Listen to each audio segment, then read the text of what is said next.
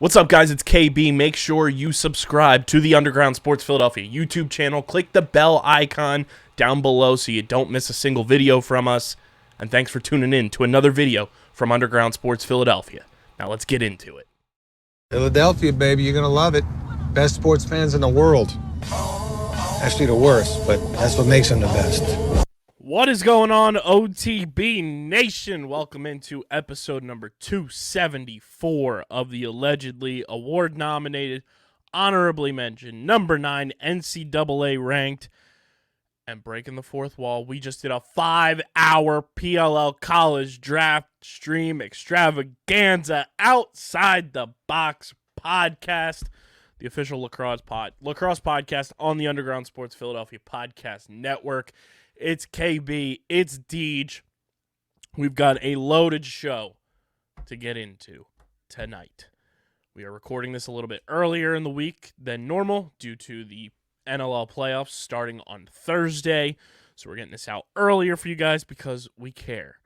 NLL playoffs on the docket. PLL College draft on the docket. Hopefully you tuned into the live stream. If you didn't, there may or may not be interviews from that draft stream in this episode for you. You'll find out when you listen to the episode. And a good friend of the program announced their retirement this week. So we'll get into that as well. And before we get started, make sure you guys are following us on the socials at OTBLaxPod, Twitter, Instagram. Follow Deej on Twitter at SCS_NextGreat. Follow me at KBIZZL311. Subscribe to the podcast on Apple, Spotify, or wherever the hell you get your podcasts. Leave a 5-star review. It truly does go a long way for helping the show continue growing, helps more people find the program, helps more people find our network. Go subscribe, leave a 5-star review, and subscribe to the Underground Sports Philadelphia YouTube channel. YouTube.com/@Underground Sports Philadelphia. That's where you get full video episodes of this show. Every podcast on our network. Live streams like our 5-hour draft extravaganza stream. OTB cast. You get shorts, clips, interviews, all of it on our YouTube channel. YouTube.com/@Underground Sports Philadelphia. As of this recording, Deej, we're at 452 subscribers. The goal is 500 by Memorial Day. We'll get into Memorial Day as well on this show. But go subscribe, be a friend, tell a friend, and go get your merch from our awesome merch partners at PHI Apparel Company. They're the best in the game. They've been rocking with us for a hot minute now, and they provide unique designs and high-quality clothing for the great fans of Philly and our podcast and podcast network. With their original designs for all, there's no doubt you'll stand out in the crowd. Get your OTB shirts. I'm rocking one right now. Go get your OTB hoodies. They're the best in the game. Our listeners can use promo code UNDERGROUND for 10% off any apparel when you shop online at phiapparel.co. That's phiapparel.co. Code UNDERGROUND for 10% off any and all merch. Coach Deej, what the hell is popping, brother? Well, I'm getting into that final stretch of the season. I got a couple more games coming up. By the time you guys are listening to this, it'll be another game day, actually.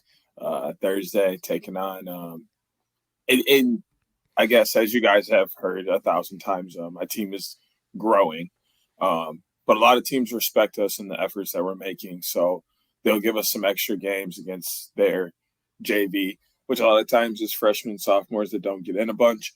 So we're playing a team around here playing their JV squad Thursday, and then we got another game Saturday as well, and then into playoffs the next week. So we're getting into that territory where season's getting ready to wrap up. We're talking about banquet and that kind of thing. So you got to get some jerseys framed and stuff like that to give away to my seniors. But in really good shape. Also, one of the travel programs around here, a couple travel programs have asked me about some kids. So I'm going to throw some names out to those guys. And one of the program even said they wouldn't mind adopting most, if not all, of my team, taking the players that are really good, using them on the travel squads, and then everyone else will be plug and play practice players. So then they have their sticks in their hand all off season and are getting work in. So we're definitely trending in the right direction and are gaining a lot of respect in the area. Love to see it, and we also love to see a lot of what went down in the NLL quarterfinals. It's our quarterfinals recap. It went a little something like this. The Toronto Rock edge out the Halifax Thunderbirds 15-11. My Colorado Mammoth. Oh man. They never fail. They never fail to make me proud. The Colorado Mammoth top the San Diego Super Seals 13-12. The Buffalo Bandits absolutely eviscerate our league pass team of the year, the Rochester Nighthawks, 20-8.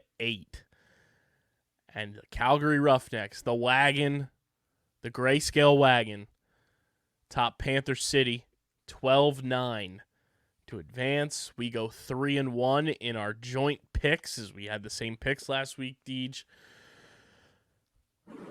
But man, let's start where do you want to start? I was going to say I'll start with we have been a lot better this year with joint picks than we have ever been. Our joint picks NLL this year were overwhelmingly on the good side than the bad side this year. So shout out to us on that. But probably in the most uneventful game of the weekend, Buffalo Rochester, there's nothing there. Buffalo came out and was like, look, you had a good year, but we're used to this and we got better things to do. So get out of the way. Like they literally just were like, hey, you're not here yet. You're making steps, but you are just not here yet. And it just, I don't know. It kind of seemed like when Michigan State made the college football playoff the first year and just got steamrolled by Alabama. Like, you're good, but not yet, man. Not yet. Yeah, shout out to Rochester. Shout out to the boys on that squad. Great year. Nothing to hang your heads about. First time getting in the playoffs is this iteration. They are wildly talented. They'll be back. But Buffalo they're a wagon, man. They are beaming with red eyes trying to get back to that title game. The Colorado Mammoth, dude, they are built for the playoffs. They are a team that is like, let's just get in the dance. And you got to respect it. You got to respect the way that they play. You got to love the grit and the grind and the battling that they do. And they don't care who's in front of them, as we saw last year against the Bandits. You see it this past weekend against arguably one of the greatest regular season teams of all time. The Seals go 14-4, have number of records shattered, and they knock out the overwhelming favorite to win it all in the opening round. So I gotta give credit to my Colorado Mammoth. They continue to impress, and they are a force to be reckoned with, and there's a reason they're the defending champs. Yeah, but I think they've run into some trouble now. And I think the trouble is very similar to what Jarrett mentioned earlier or what I brought up earlier with Michigan when we were talking about that and what Cornell is running into is a team that's flown under the radar and has almost been disrespected. Christian Del Bianco hasn't really been in goalie talks of the year. I don't know why. He has the same save percentage he has pretty much every year, so he's consistent. He's making tons of saves. They're winning games, and he has the most assists we've seen a goalie have in a year in I don't know how long. Goaltender of the year, at least a candidate for sure, but there's not enough buzz around his name in that regard. And their team has just flown under the radar. They've been completely solid all year, very consistent. There hasn't really been a time where we didn't know what to expect from them, but nobody is giving them really their flowers right now. So I see it as like Colorado's run into a team that is on a mission to prove everyone wrong. Not even just the league. They don't just want to win a trophy. They're just like, yo, We put in so much work and did all these things, made these moves, but people are just like, oh, they lost Curtis Dixon and they don't have Dane Dobie anymore, so what's the point? They still have an entire team that has been balling for years. Those were just two guys in that were a part of that. It's not the whole team, and they're here to prove that. So I think call me crazy, but I think the winner comes out of the West. That's a take. Because, I mean, Calgary's just so hungry right now. But if Colorado's able to beat Calgary, I don't see them losing. We'll get into our picks later on in the show, for sure. It's going to be interesting. The final four teams are fascinating. Loaded. Toronto just took care of business. We said it. They're just the better, more well-rounded team. And then Calgary got the job done. Unfortunately, TK wasn't coaching for Panther City. Hopefully he's doing all right. But Panther City is another team, like, they'll be back in this situation. They're just kind of getting started with their arrival in the postseason and everything. But it's Calgary, Colorado. It's Toronto and Buffalo. Massive rivalries in the conference finals. Scheduling for the conference finals is interesting. So things start on Thursday with Calgary, Colorado. In Colorado. Then it's Toronto, Buffalo on Friday. And then Saturday, quick turnaround for Game 2. Buffalo, Toronto, Colorado, Calgary. And then if Game 3 is needed, it's not until next week. So let's get into the conference finals preview, Teach. It's brought to you by our friends at Loading Lacrosse, who are powering our entire NLL playoff coverage. Go check them out. It's 4 awesome pros that are part of the Loading Lacrosse team. Chase Fraser, Mitch Jones, Tyrell Hammer Jackson, Keegan Ball. Go check out their merch, their equipment. It's top-notch. You're supporting pro players by supporting Loading Lacrosse. So go check them out, loadinglax.com.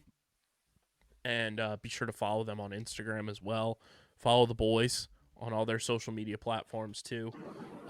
So shout out to Loading Lacrosse for powering our NLL postseason coverage. Let's start with the first matchup, Deej, because it's so fascinating. Colorado is the lower seed, and by lower I mean they are the wild card. They are hosting Game 1 of the conference finals. Because apparently Calgary got to choose how it gets broken down. I don't know if that's just from a scheduling aspect, and I know Ball Arena is still in use right now for the Denver Nuggets, with them being in the playoffs and everything, but very interesting stuff that Calgary was just like, yeah, you guys can have Game 1 in one of the best home field advantages in the NLL. Sure. Dylan Ward versus Christian Del Bianco. But do they get back-to-back homes then for 2 and 3? Yeah, Calgary gets 2 and 3 if it gets to Game 3. I mean, that's not – hey, as a coach, if I had, like, no offense to my team, but, like, if I had, like, a team, I'm taking that. I'd go back-to-back home. You got worst, like, best case scenario, I squeeze one out in your place, and now I'm going home to seal it. I mean, and if I that's the don't, thing that and it everybody's gets taken away from it, though, is like, now you got to go, you got to face that adversity and play on the road and that's fine win though. on the road. That's in fine. order to force those the potential for the back-to-back home games. Well, no. I mean, even if you don't, you get the first home. You get the first home game no matter what. And I think you win at home. And I think that's the certainty that they have. And I think that's why they did it. They think and truly believe that no matter what, they're going to win at home. So if they go and they squeeze one out on the road, they're going home to secure it up in 2 and they're done. But if they don't, they fall back on that cushion, they tie it up at 1, and now they use the home field advantage to go ahead and win Game 3. I like the idea. It's bold. It's bold. But if there's any team now that's going to be that bold, it's going to be Calgary. Like I said, they're banking on themselves. And I feel like that's part of the reason why they're doing it. Like they're banking on themselves. Their backs are against the wall pretty much. Nobody is It is checking such a for them. nuts on the table move, though. Yeah. And, like, I respect it. I like it a lot. But if I'm Colorado, I am using this as bulletin board material. I'm using this as just a little extra fuel to prove to the doubters we got in as the wild card. We're the defending champs. People didn't think we'd get in, but we got in. We pulled the first upset in the opening round. We beat the super team.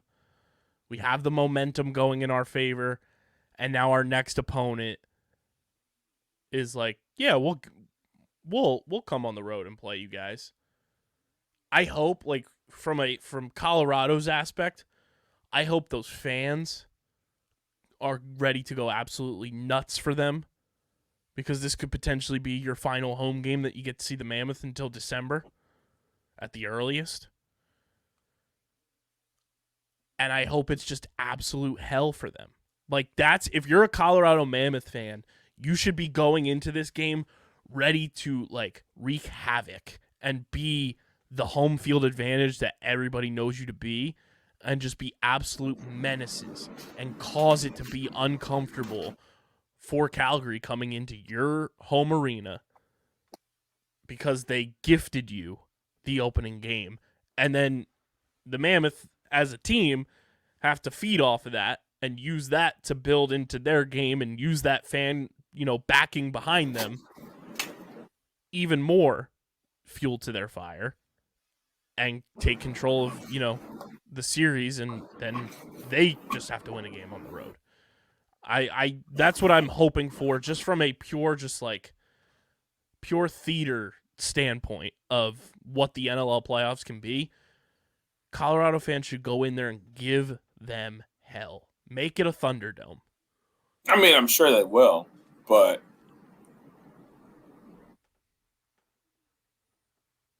I don't think they're going to do as much as the Saddle Dome would do. Which is weird to say, but Calgary is really rallied around this team this year. It feels very weird. I have a friend from college who lives in Quebec, but he's like, dude, we go over to Calgary any chance we get to get in on a game. And he didn't play lacrosse at all. He played hockey. He's like, dude, any chance we get in, we get tickets in on a game, we're going over there. And it's always a part. He's like, the way they market is fantastic up here. He's like, they sell out almost every game because their motto is come for the party, stay for the game. Like, that's a fantastic motto. Are you kidding me? I don't care what it is. If you tell me come for the party, stay for whatever, I'll come for the party and stay for the party. I ain't even got to worry about whatever else is going on. I'll just party through that. And I think that's such a good motto. And it's playoffs. They're a good team. Back-to-back, possibly.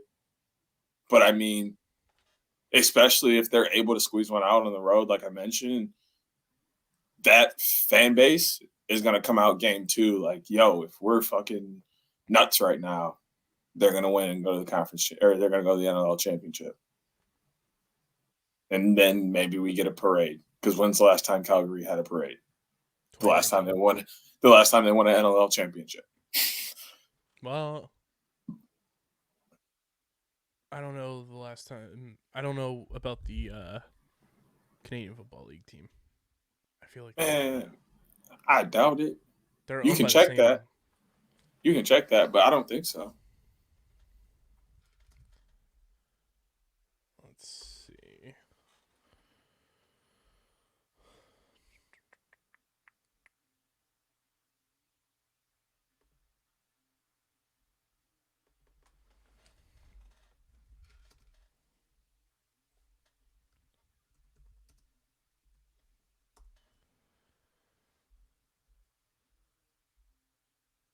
Here we go. Calgary Stampeders. They won the Grey Cup in 2018. So they had back-to-back parades, 18-19. And they've been silent ever since. They could use one. They could use one. That's not that long ago, though. In Canada, I feel like forever. They don't win nothing up there. Come on now, you can't say that. They celebrated like they had a parade when the Toronto Maple Leafs got out of the first round. Yeah, that's the point. That's different. Calgary's at least had a championship pedigree here with 2 squads. Yeah, Same but ownership group. the Leafs got kicked too. Dang, that's tough. But I'm just saying, they're used to. They won how many in a row? 3, something like that. Like, or they went to 3 and won 2, or something like. They're used to being there. This is another chance for them to get back there. I don't see. I think that fan base is gonna pop out. The other matchup, Toronto and Buffalo, kind of self-explanatory. It's one of the best rivalries in the East. The top 2 teams, kind of the matchup that everyone expected in the preseason to have a shot to punch a ticket to the NLL Finals. Rosie versus Vince, the Chaotic Bandits versus the Toronto Archers, the Toronto Bowmen. This, I know I want these series to wrap up as quickly as possible for these guys to be able to like get off their feet, and the guys that play in the PLL to be ready for that as well and just be as healthy as possible. Man, would it be fun if this series goes 3. Man, would it be fun if we get 3 games of Toronto and Buffalo. And I wouldn't mind 3 in the other either. And then 3 in the final. Like, I wouldn't mind 3 in all, but I don't want 3 in all. This would be the one that I would want 3 because it would just be this is no slight at any team, but Toronto Buffalo feels like a champion, like for a matchup for a championship. These are easily, in my opinion, the 2 best teams remaining. And it's no slight at Colorado or Calgary. But both these teams are wildly talented. They play so like meticulous and detailed lacrosse from top to bottom. They're super well coached. The attention to detail that both of these teams have is crazy. And they're both, you want to talk about hungry for a championship? Buffalo's been to the 2019, the 2021, and last season and can't get over the hump. Toronto, it's been forever since they've won. These 2 teams are starving for a championship, and Toronto's starting to get back to the championship because Buffalo's been their blockade the last couple of years. This is going to be an all-time series. I'm here for it. I don't have many worries because I don't know truly what to expect. Toronto's had a very good year, but they've kind of tailed off recently. The quarterfinal made me feel really good because I feel like they just went in and really like focused on executing and just handling business and doing things the right way. But like toward the end of the season, like they kind of trailed off in a plateau, like, and not a good plateau. Not like, oh, we progressed and like, excuse me, now we're resting and kind of just chilling, vibing, doing our things so that we stay sharp for playoffs. More like we were playing good and now we're not so good and let's chill out right here. So that was kind of worrisome, but the quarterfinal looked good, and Buffalo's been a wagon all year. So it's kind of just like, is Toronto going to turn it on because they know like we got to take this chance now? Because I think this is the best Toronto's looked in the last few years. Even looking back at some of the games they had on YouTube and stuff, like this team looks really good. So like, I think they kind of have this mindset that like they have to take advantage of this year and like kind of do it now while they look their very best and have the team that they have and not let Buffalo get by again. But Buffalo is Buffalo, so they're gonna ball. Like they're gonna come out and ball. It's not even just like how they're viewing it. Like they're just themselves. They're gonna come out and do their thing. Before we get to picks, which we will have some caveats with picks due to the scheduling of the conference finals, Deej, I want you to give me, from each team, your key player, your X factor, if you will, and who could be the guy that changes the series for each team. So Colorado's Eli McLaughlin. We saw what he did in the quarterfinal, and it hasn't been all year, but it's when they really, really need it. He has a very good game, and he kind of just brings the team back to life, gets them going for a few games, and really just gives them a nice spark. So I think he's a key. If they can get him rolling, they'll be in really good shape. Looking at Calgary, it's got to be CDB. I think Christian Del Bianco getting in a groove, making good saves, seeing the ball, getting the ball out in transition, getting a couple of assists is huge. I think that's really what is a big part of this team and gets them juiced, is how well he plays and then how many opportunities he gives them out in the open to get off good shots uncontested on a goalie. So I think he's truly who they need to have a good series to move on to the next level. Buffalo, it's hard to pick one guy. Do I have to? Mm-hmm. Okay.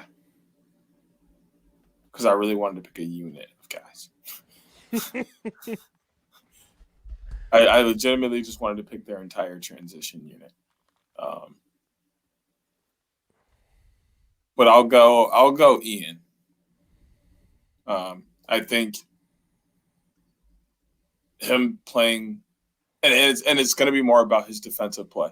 When he plays really well defensively, he's more inclined to get out in transition and kind of stay on O a little bit and give some help offensively. Let's not get it twisted, everybody. Deej is picking Ian to be the X factor because Hasbulla got arrested this week. Get out of here. And That's what Ian that is your philosophy. Ian has to go out and ball for his hero. My other choice was Chase. Free Bula. My other choice was Chase. I will say that. But I think Ian just does his ability to help on the defensive end and get going there and then translate that to offense is really huge. And in those games, Buffalo is juiced to a whole different level. Like, he takes juice goals to like another level. Ian McKay juice goal versus everybody else juice goal is like different. You can see it even in the PLL, like when he did the whole 2-point bomb thing in his first game against the Archers back a couple of years ago. Like, the energy those teams got, the energy Chaos got after that was different than energy they had before. Like, his juice goals are just different. So I like that a lot. Toronto.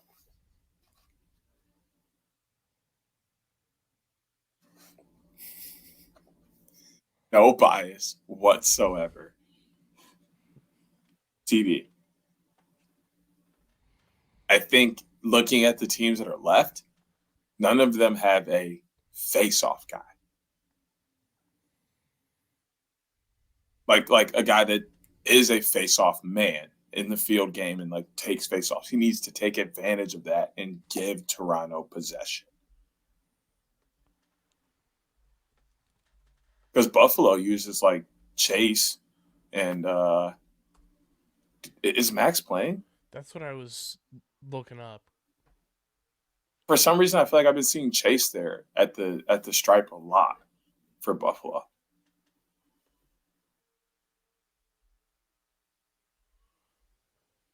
Ads is on the roster. But I mean, even if Max is playing, that's even more reason why I picked TD. He's only played 9 games. I don't know if he got injured or not. Yeah. So, I mean, even if Max does play, that's even more reason for me to pick TD. Like, he's got to have a good game. It's all about possession. I think the more possessions that TD is able to give Toronto, the better. Like, they really just need to be able to get possessions, get shots off, and hit cage as much as possible to boost and help the back end. Like Nick Rose has had a phenomenal year. The defense has looked good, but like, let's be honest here. The more time you have the ball in your stick and the more shots you're getting off is the less on the opposite side. That's just basic math. So I think TD having a really good series, really good playoffs, and just having the ball in the sticks of Toronto as much as possible is fantastic, especially when you can go back to old school, make it take it.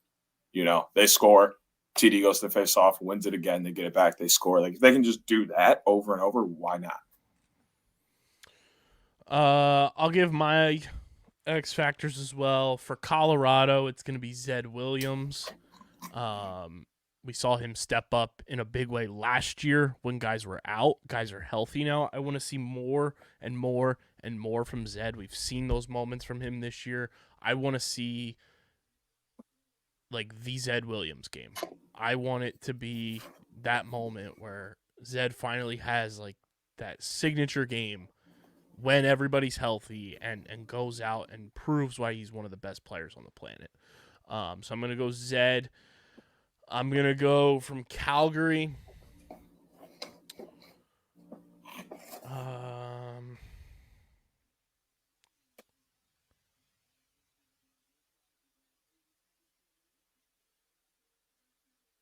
I'm going to go Tanner Cook. You know what's funny? I knew you were going to say that. You were like taking this time, and I was like, he's going to say Tanner. Like in my head, I'm like, he's about to say Tanner Cook. Calgary, if they're gonna beat Colorado, they're gonna need the role players to step up. It can't just be Jesse King, Zach Currier, Christian Del Bianco. They're gonna need guys like Tanner Cook, guys like Josh Currier, the rest of those ancillary like role player pieces to have moments. And I think Tanner Cook is a guy who is poised to be someone who is capable of having those moments. So give me Tanner Cook from Calgary. For Buffalo,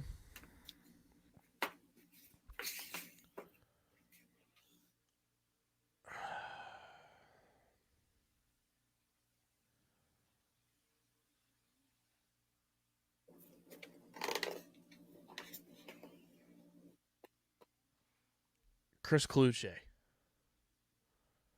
I think Kluche is another one of those guys where like he's not the guy, but he is a guy that is a key component to how things go in that offense and everything. And we've talked about it a number of times over the past couple of weeks where Buffalo has had games this year where it's come down to the wire, where it's been close, games where like they squeak by. They're going to need guys like Chris Kluche to step up and tack on those goals late in games to give them breathing room so they don't have to play in these 1-goal games, these 2-goal games, these overtime games. And Kluche is capable of scoring those types of clutch moment goals. Yeah, that's why I say I don't know. You kind of might want them to be kind of close. Kluche is known for scoring goals late in the fourth when the game's tied, scoring the overtime winner. Like that's really like his role.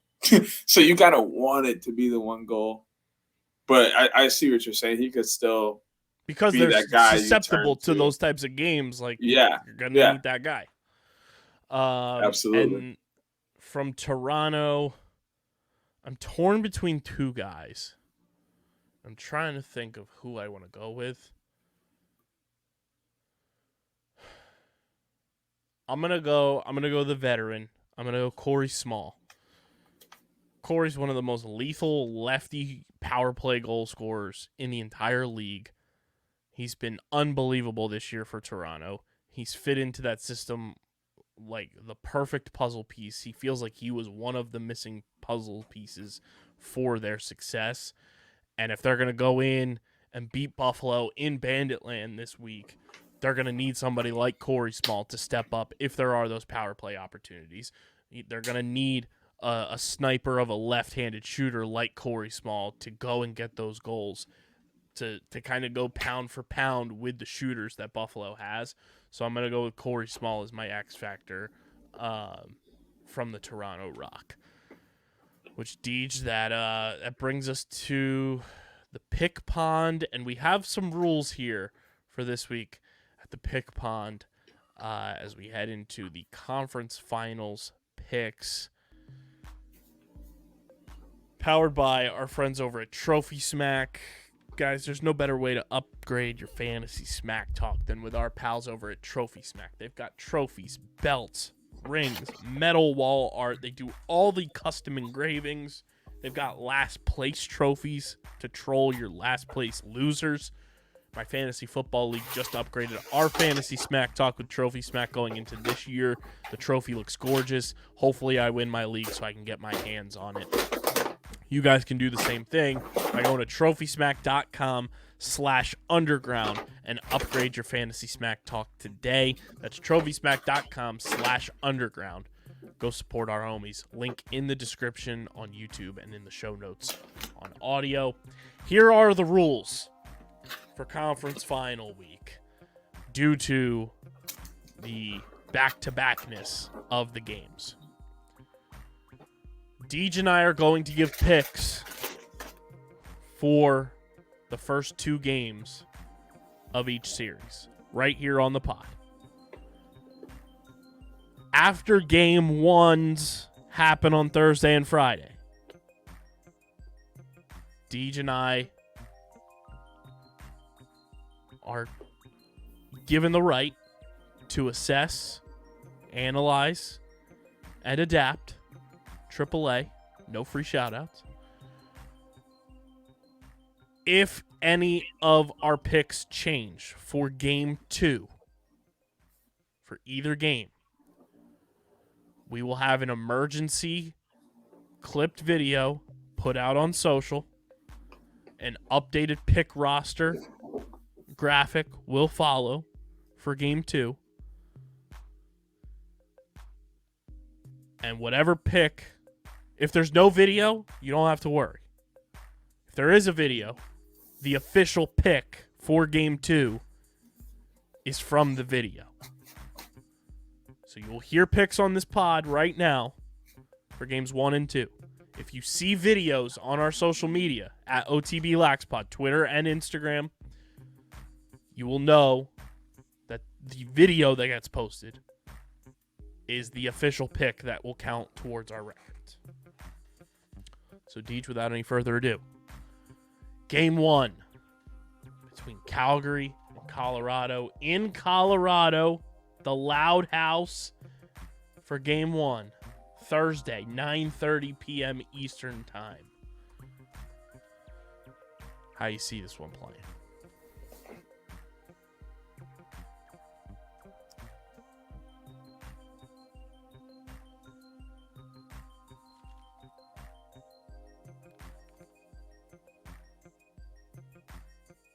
Call me crazy, but Calgary wins. Yeah, you crazy. I'm going with Colorado. They're confident in themselves. They trust themselves right now. They're balling. I think they have the goaltender of the year, and I think that's really what it comes down to in this series is they're just going to get fantastic goaltending. It's going to lead to goals on the other end. 2-point swings really help you in the game of lacrosse. I'm going with my Colorado Mammoth in game 1. I think having the home floor advantage in game 1 is huge. Colorado always shows up. That is a bucket list NLL game in-person destination, is to watch a game in Colorado for both you and I. It's Colorado's playing with momentum right now. Like, to go in to San Diego, pull that upset. People doubted you across the board. Calgary hands you an opening home game to kind of set the tone for the series. I got to go with the Mammoth in game 1, which leads us to the next game 1 we have, Deej. That goes down on Friday, 7:30 Eastern Time. In Banditland, the Toronto Rock, the Buffalo Bandits. Who you got in game 1 of the Eastern Conference Finals? I think this one's a little more simple. Banditland is going to be bananas. And I got to take the homeboys. That crowd they're going to feed off the energy of that crowd. So crazy. I'm right there with you. I think Buffalo gets the dub. They're playing extremely well right now. They're built for the postseason. Not that Toronto isn't, but that home floor advantage plays a huge factor for sure.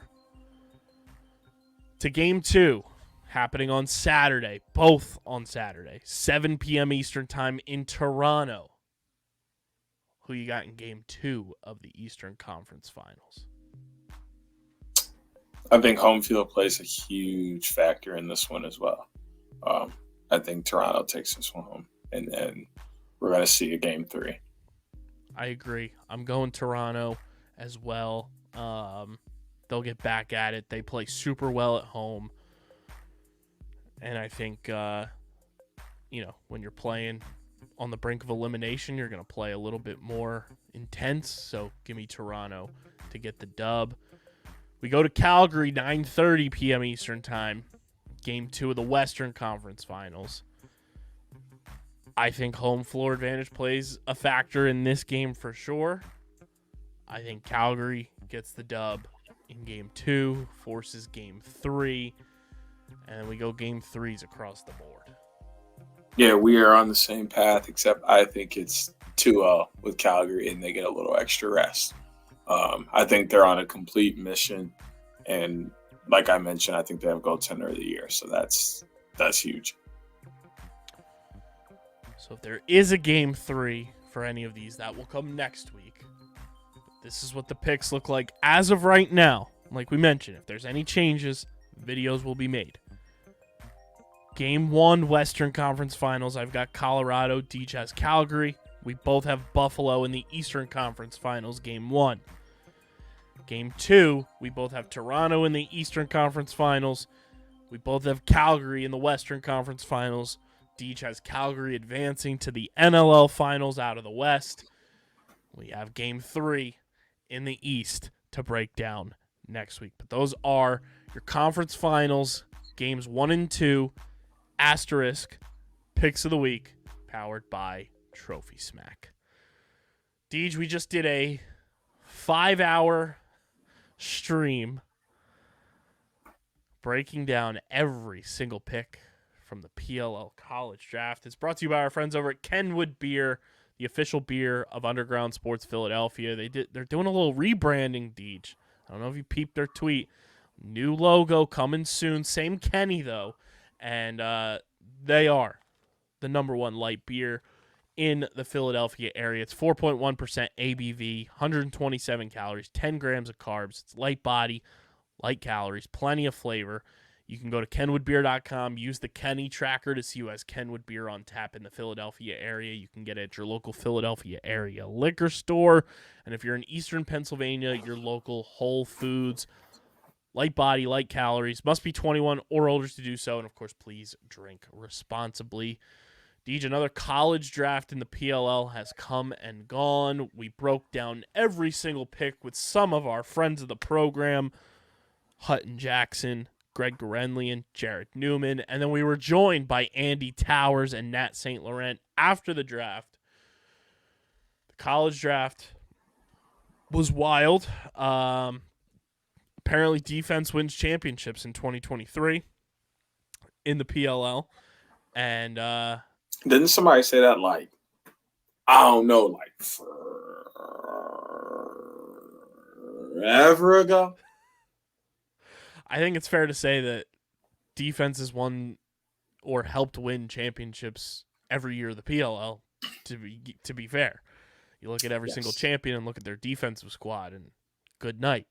But the reason we say that is the first 3 picks of this year's draft, straight defense, kind of blowing everybody's minds as Atlas, with the number 1 overall pick, select Gavin Adler out of Cornell. Then the Redwoods go to the University of Delaware and take big body Owen Grant. And then Atlas go back to the defensive pool and take Maryland star Brett Maker. And that's your top 3, which through the entire vibe of everyone's draft, everyone's mock draft, Chris Bates' brain, I'm sure, for a total loop. We were reacting live to it, but now that you've settled with it, what were your thoughts overall in the top 3 in the first round? I feel like 1 and 2 were spot on at what in terms of what the team needed, how they fit into the scheme, how good of a player they are. And 3 seemed more like a contingency plan. The more I really look at the way their team is constructed, who they have signed, and how long they're going to play and everything, it just seemed like a contingency plan. When really they probably should have gone with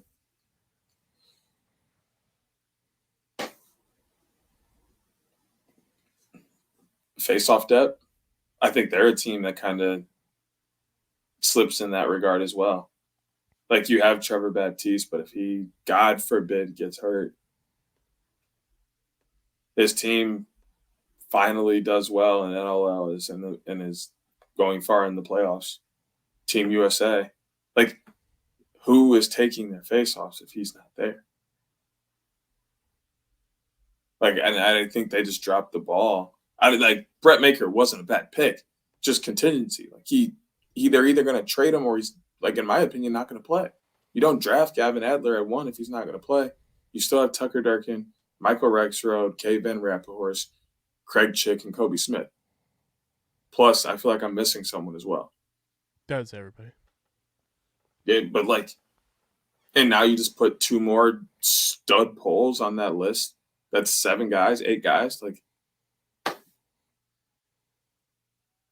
Even if you do make space for 1 guy, in my opinion, I said you move up Cade.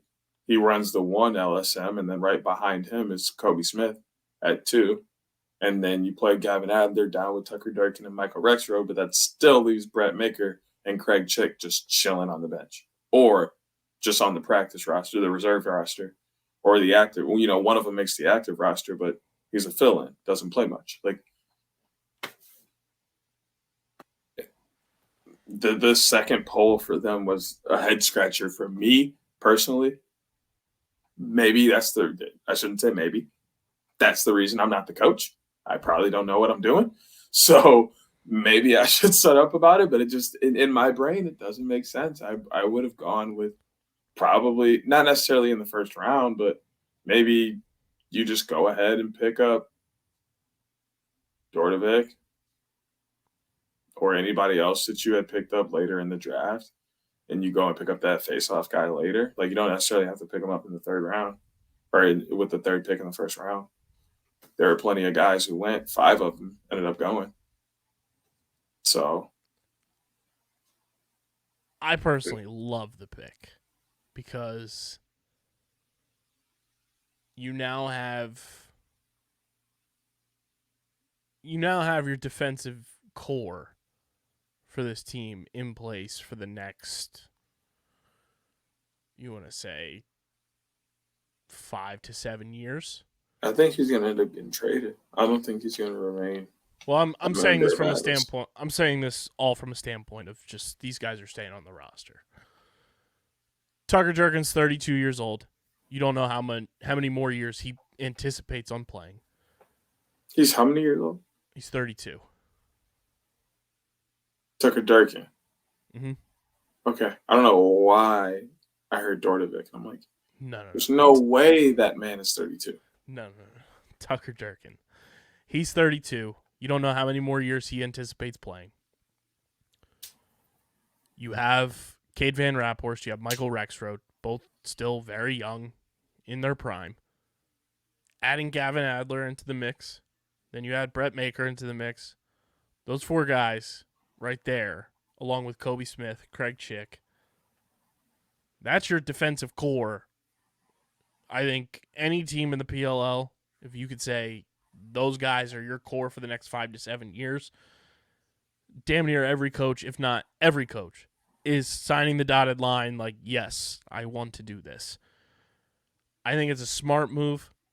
This is a look kind of like luxury pick? Yes, because it was a luxury pick. Typically, Alice are not going to have 2 of the top 3 picks in any given draft. This was a luxury for them to be able to have number 1 and number 3. And it's going to make for a fun training camp for this Atlas defensive unit. So I'm in favor of it from a standpoint of once Tucker retires, you now have just your entire defensive core still in play and you're not really skipping a beat. But like you also said, you can dangle one of these guys now as trade bait to help improve your roster, help improve getting draft picks again and reloading, retooling. Either way, I think it's a slam dunk job in the first round by Mike Pressler in his first draft. Moving on to the rest of the first round, everybody's alleged number 1 pick falls to number 4. Sam Hanley goes to the Beauties. This is what it's all about, Chrome fans. Sam Hanley joins Chrome. Mike Sisselberger, the pride of Lehigh, goes number 5 overall to the Archers. Tucker Dordevic goes to number 6 and is now a whip snake. Then Will Bowen falls to number 7. As Andy Towers put it, feels like he fell to them. Defenseman from Georgetown. And then Thomas McCunvey to number 8 to the defending champion Water Dogs. Hell of a first round. I think the biggest surprises were Atlas goes double defense and Sisselberger going round 1 was kind of a surprise. Overall, phenomenal first round. Love what the teams kind of got things going with in the first round. And then we go to the second round. Cannon's first pick at pick number 9. They don't trade out of the pick. They take Villanova midfielder Matt Campbell. Brian Tevlin from Notre Dame goes to the Woods. Xander Dixon goes pick 3 in round 2 to Atlas. Troy Hettinger goes to Chrome, midfielder out of Jacksonville. Connor Maher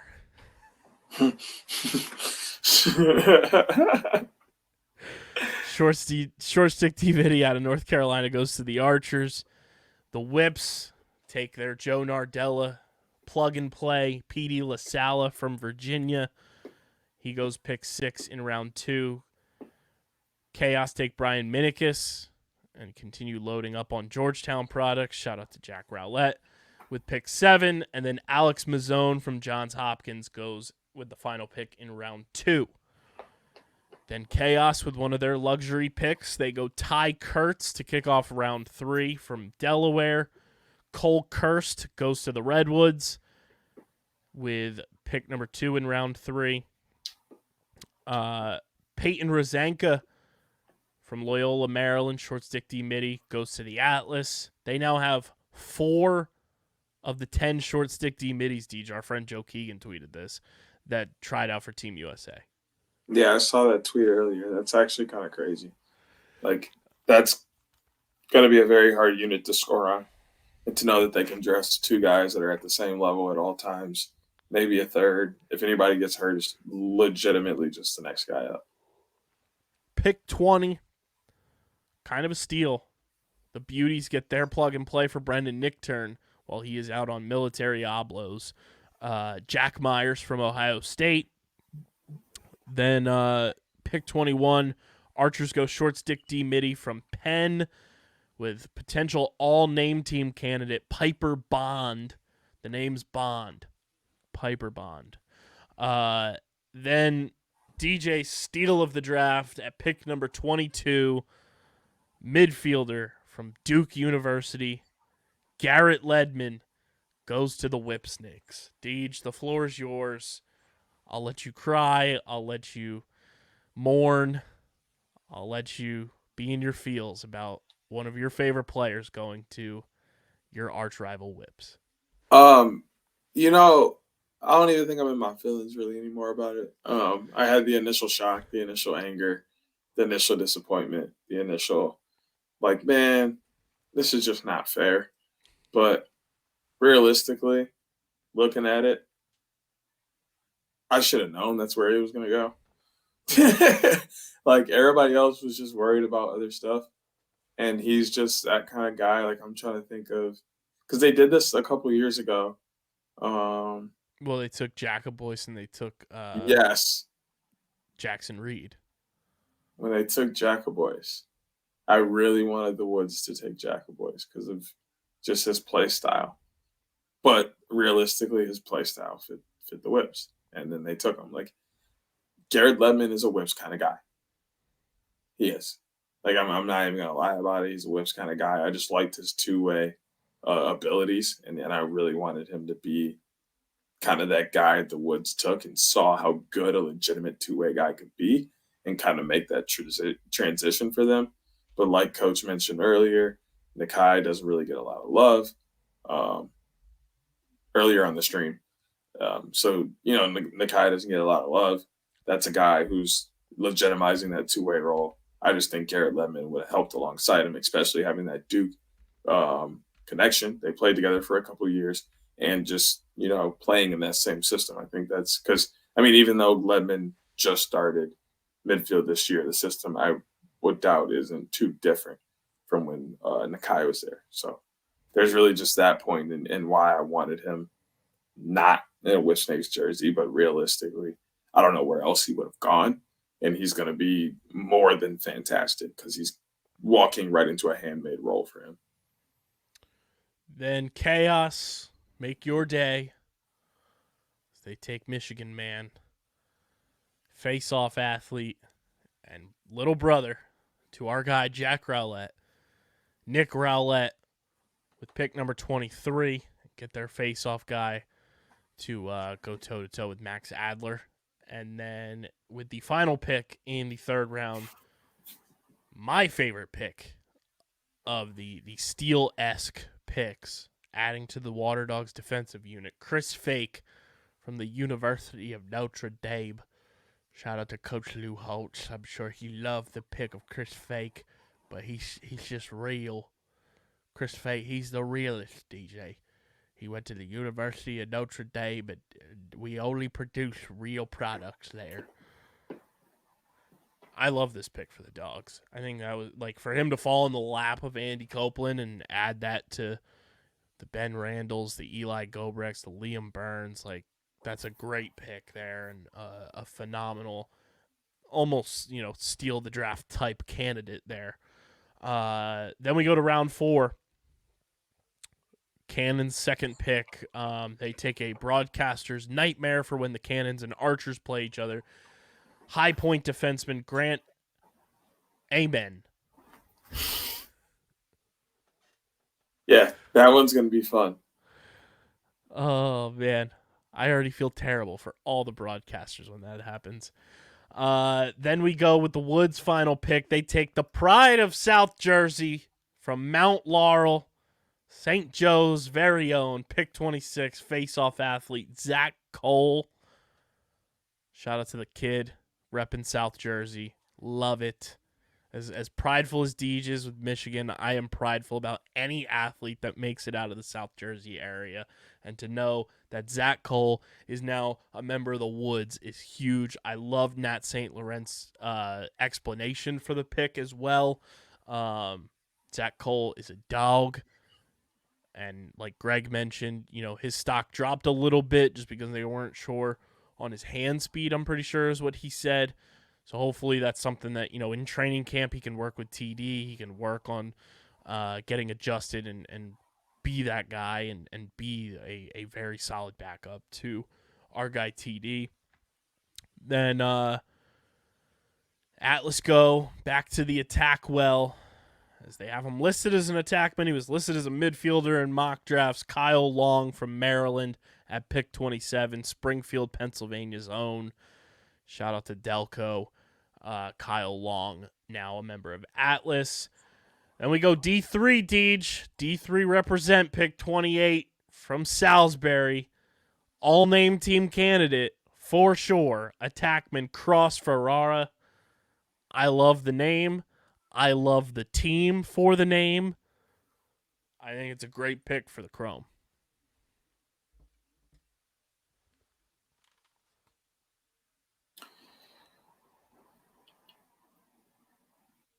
Dude, this draft was loaded. And we still have 4 more picks. Yeah, that's the crazy part. This draft was just insanely loaded. Next year's draft might even be more loaded. It speaks to the talent of Cross Ferrara, too, for this draft to be as loaded as it was, for a D3 guy to be on the radar. Yeah, and for it to be Cross. Like, I brought up Jack Boyden. Like, there were some other guys that really, could have gotten the same love, but Cross is a guy who's known as a scorer. Cross, like, it's just that simple. He's one of those guys who can just score. And I think he's going to be put in a slasher type role in whatever offense he does actually end up playing. And I'm not sure if it's going to be the one he got drafted to, but he's just going to be in a slasher role where he's cutting a lot, speed dodger, and just getting shots off quickly. A lot of them are going to go in because he has a knack for finding the back of the net. So I'm thrilled, but not surprised that Cross is in this position whatsoever. I need him to stick on Chrome. Cross Ferrara Chrome jersey is a beautiful sight in my brain. And he's an automatic candidate for the 2023 KB All Sports All Name team. Round 4, pick 5. The Archers go back to defense from Loyola, Maryland. They take Cam Wires. Then at pick 30, round 4, pick 6, Whipsnakes Lacrosse Club take University of Albany defenseman, Michigan native, Elijah Gash. A great name. Crazy to think. We did a little research on the draft stream. Elijah Gash, since 2019 of the PLL's inception, this is not including the MLL, because obviously players were drafted then, but since 2019 and the PLL existing as the Premier Lacrosse League, Elijah Gash is the very first player from the University of Albany to be drafted in a PLL draft. That is crazy to think about, being that the University of Albany is one of those schools that is talked about year in and year out when it comes to lacrosse. They are a team that produces superstars. As you can see, it's evidenced across the league. But congratulations to Elijah Gash, because you have made University of Albany and PLL history. You're the first player from Albany to be drafted into the PLL. Yeah, and I am upset.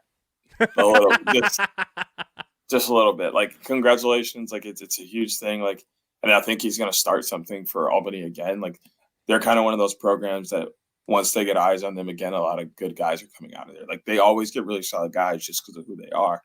They kind of just get lost in the sauce a little bit in terms of like media coverage.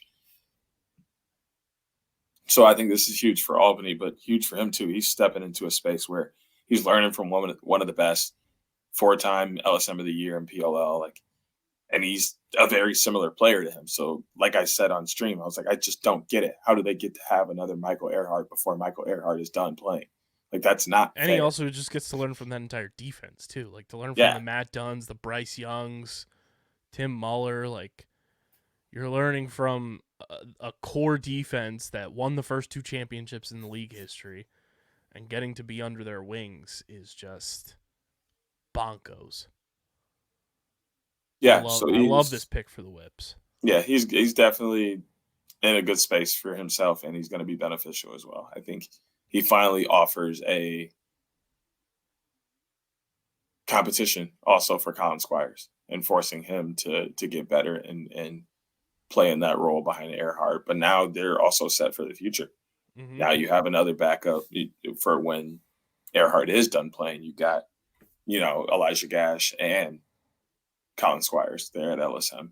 Or, something happens and you lose a couple of guys, you move Elijah Gash down and or Colin Squires down, and then you leave the other one up and draft another LSM. Like you just have options now, bringing a guy like Action. Then Andy Towers does what Andy Towers does best. He takes a gamble. Goes back to the Philly boys. St. Joe's on the attack. Another Canadian boy, Levi Anderson. Love this pick. I reacted to it. I said, Andy Towers is a dog. He's a menace. Levi Anderson, he is reportedly going back to school for year 6. But Andy Towers already on the pandering tour. He was tweeting, come on, Levi. Come play for us. Come win a championship. I love this pick. Levi Anderson is the prototypical Chaos Lacrosse Club player. He fits right into their system. And like Andy Towers told us during the draft stream, they lose nothing for taking a gamble like this. Because Levi Anderson would have been available in the player pool, and then they could have just drafted somebody that's in the player pool right now. So if Levi doesn't play, you have an open roster spot to go sign one of those guys that ended up in the player pool that you liked. And if he does play, you drafted a guy that is going to fit immediately into your system and benefit from being around the likes of Josh Byrne, Chris Kluche, Dane Smith, and the rest of these chaotic bandits, and just be an absolute menace. So it's a phenomenal pick. Anybody who's bashing this pick, you just simply don't understand the logistics behind it. You and I, as soon as we saw everything, once you saw it break down, we love this pick for Chaos. Yeah, it's another one of those just because I can moves for Andy Towers. I feel like he always has one of these every year. Kind of just throws it in the back pocket, but is also a very crafty guy. Can definitely score the ball, has good vision. Very, very good passing ability. Like, I don't hate the pick whatsoever. He would slide right into their offense on multiple occasions, help run the 2-man game that they have spread throughout the field. So, and if they don't get him back, it's, oh, well, like, it's not like they need him and they're banking on him. It just would have been nice to have him. So, nothing new from Andy Towers here. And if I was him, I would take huge pride in being that guy. Mm-hmm. And then the final pick of the 2023 PLL College Draft from Georgetown, face-off athlete James Riley goes to the Water Dogs. Don't hate the pick. It's a nice depth pick for when Jake Withers is out for the first couple months, as Coach Copeland tweeted a couple months ago that he's not going to be back until July. Zach Tucci will be your primary face-off guy. This gives competition in camp, gives you your certified backup during the time that Withers is out. And when Withers comes back, you have Zach Tucci moving back to the backup role. James Riley now becomes a trade piece, potentially, to, like you mentioned, Atlas, to some of these other teams that may need a face-off guy. I love this pick. It's just a dart throw. Let's fill a void because we have the pick. And the Water Dogs didn't really have that many holes to where they needed to actually draft, an offensive player, a midfielder, a defenseman or anything. Like, this was a luxury pick almost for the Water Dogs, and they fill a depth piece that they needed while their main guy is out. And then he can potentially become a trade piece to help recoup draft picks or get a player that they may want from a team. Love the pick. I think Coach Copeland crushed it in this year's draft as well. But Deej, is it fair to say that round 3, pick 6, number 22 overall, Garrett Ledman is your favorite pick of the draft, even though it is to the Whipsnakes? No. I truly think Cole Kirsch is my favorite pick of the draft. Wow. I think what he's going to bring to the Woods in terms of energy is huge. I think they really lack an energy guy a lot of the times. A guy who's going to come in, blow a guy up on a ground ball, pick it up and go do something. A guy who's going to dodge through a couple guys and score. And then, yell about it, fist pump, give a few guys a chest bump. Like, that's what Cole brings to the game. And to take that to the Woods is kind of what they're missing, is going to give them that extra juice. Like, there are no juice goals on the Woods because they don't have juice.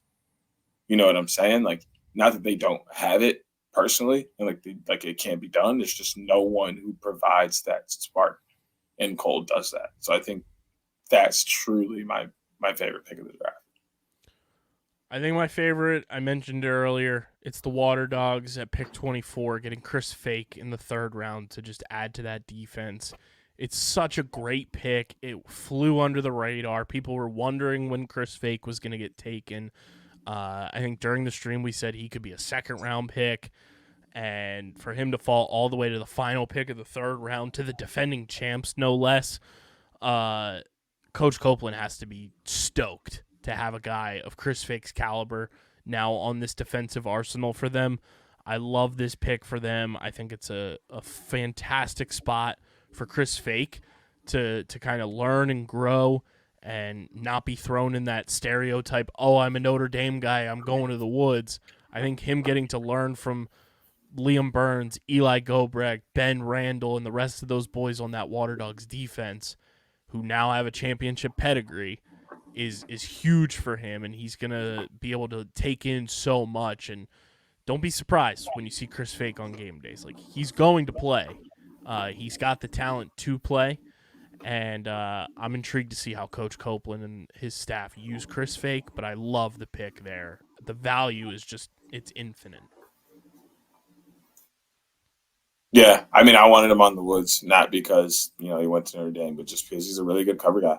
Mm-hmm. He spent the first 4 years of his career at Yale and did a fantastic job and was back on that championship run / win they had. I can't remember. I don't think they won that game, but even if they did, he was on the team, whether they won it or not. And he was a big part of that defense there, a fantastic cover guy. Yeah, they won in 2018 because Ty Warner was on that team.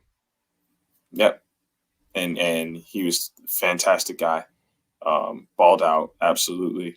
Plenty of cause turnovers. I think he led the league or the country in cause turnovers that year. All-American. Like, the guy can do the thing. Transferred to Notre Dame to continue to play ball as a grad student. Can't do it in the Ivy League. So I didn't necessarily think he had the whole Notre Dame thing and need to go to the Woods. That would have been nice, in my opinion, but it was just more about his style of play and who he was as a defenseman than it was anything else. I also think I'm gonna put this on the table. You tell me if you're on board.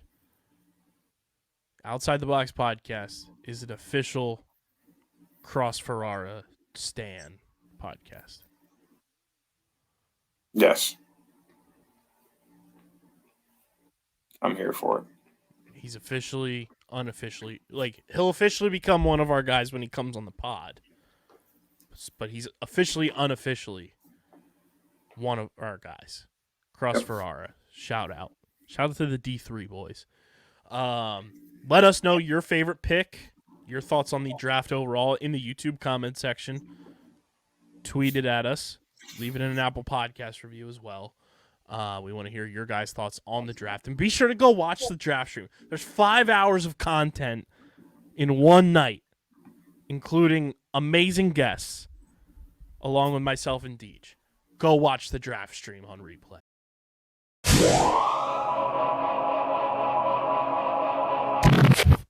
And look who it is.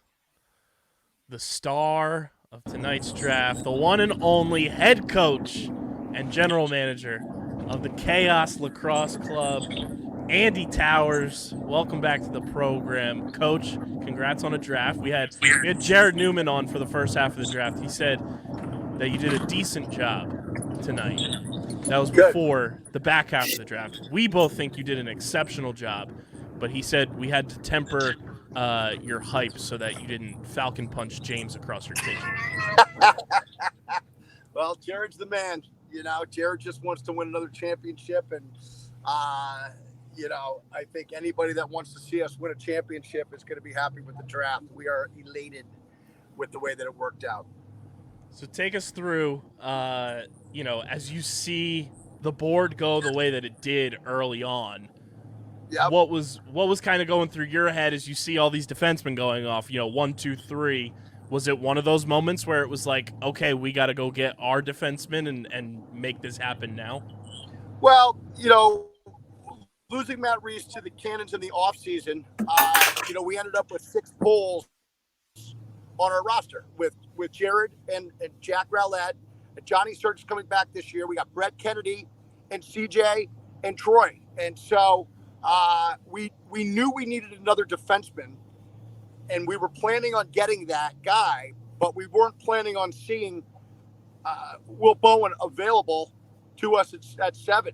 And it ended up presenting itself, and we jumped on it. I mean, it's a no-brainer for us to do that. I thought he would never make it. I thought he would be, either the first or second defenseman picked, depending upon, what the need was. And fortunately for us, he ended up being there at 7, and it's a no-brainer. I mean, you're talking about a guy that had an unbelievable world tryout. He was the National Defenseman of the Year last year. He can play on ball. He can body people up. You can bump him up top. And he plays a quarterback role as well as, Eddie Glazener and the guys that are the best in the world. And so, we look at the versatility of our defensemen, and I don't think anybody can roll out the athleticism and the size that we have with Jared Newman and Johnny Sertic and Ned Bowen. And then you throw in Jack Rowlett, who's like a rabid honey badger, who's the best defenseman in the game right now. And then you got, the ageless wonder in CJ Costabile, and probably the most underrated player in the PLL in Troy Ray. And we got Blaze Weird in the goal. I just really, really like that end of the field for us. Last year we had our success in the playoffs because of our defense. I know Ryan Boyle didn't like the pick.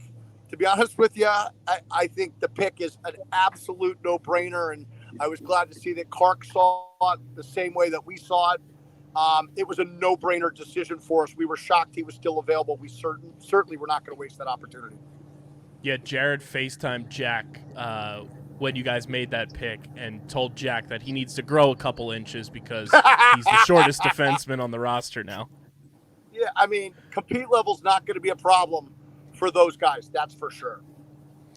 So we do have to ask, was Jack in your ear during this draft to get all of his Georgetown boys, and how much of a help was he, with kind of scouting and giving you kind of information on the first 2 guys you took? Because having that kind of in your back pocket has got to be a help to have one of your. Listen, I depend on a lot of guys. I depend on the guys that I trust. The reality is, Jack Rowlett is coaching Division I lacrosse right now. He's coaching at one of the best programs in the country in Georgetown. He has these guys at practice. He knows them inside and out. He knows our locker room. He represents, along with Jared and others, everything that we want out of guys as people and as teammates. And, we'd be foolish to not depend on input from guys that are in unique positions to know more about the intangibles of the guys that we're looking at. So absolutely we relied on him. Yeah, I love those picks there, and I know DJ, being the Michigan man he is thrilled that you paired up the brothers Rowlett on this roster. Yeah, listen, I want as many Rowletts as possible on our team. With that said, even if Nick wasn't Jack's brother, he's a no-brainer of a pick. He's a superior athlete at a position that has a lot of great technicians, but not a lot of great athletes per se. Nick Rowlett is an athlete with elite face-off skills, and he has a traditional grip rule in place that's Division I. We expect him to go back down and return to his one knee down style. And then you factor in how much of an animal he is attacking the ground ball, and he's a no-brainer there. It just so happens that he's Jack's brother, which is awesome, and it's great fine print to it all. But we're drafting Nick Rowlett because we think he can come in and compete to play on game day. And the fact that he's Rowlett's brother is gravy to it all. But we are elated. That's the guy that we wanted. I'm not saying it, but it sounds like a whole lot of insider trading. That's all I'm saying. 100%. 100%. Jack sounds like a walking cheat code at this point. Yeah. Like, hey, Jack, who on your team is going to be good in the PLL? Oh, take these four guys that nobody else is looking at. If you got the best defenseman and arguably the best competitor in the sport right now, with inside knowledge, who's coaching every day in the game, to not listen to him and not consult him would be asinine. 100%. 100%. Is it fair to say that Jack Rowlett is now the assistant GM to Josh Burns' GM on this Chaos Club? You know what? I think, to be honest with you, that we got 10 or 12 different GMs in our locker room. We've got a core group of guys that are signed for the next 2 years, and Blaze and Jared and Rowlett and Dane and Josh and Kluge and Troy Ray and Glick. And, these are guys that make up, the foundation of a team that's gone to the championship game 3 years in a row and won the championship, 2 seasons ago. We are not looking to break up a group that I think has at least 2 really good years left. We're looking to add talent that complements the foundation of our club. And that's what we were able to do. Elite talent at that. I audibly said it when you made your round 4 pick. I said Towers is an absolute sicko. You take Levi Anderson to get a guy of his caliber at pick 31. I feel like you were doing backflips at the ESPN studio. Listen, it's a no-brainer. Coach Pressler held up the number 6 at me like he's coming back for his 6th year. Listen, I did my due diligence. I know what his situation is, right? My feeling is you've got a top 10 talent that fits our team 100%, right? He gets drafted to the right team. If we didn't draft him, we were going to draft guys that are still available in the players pool right now.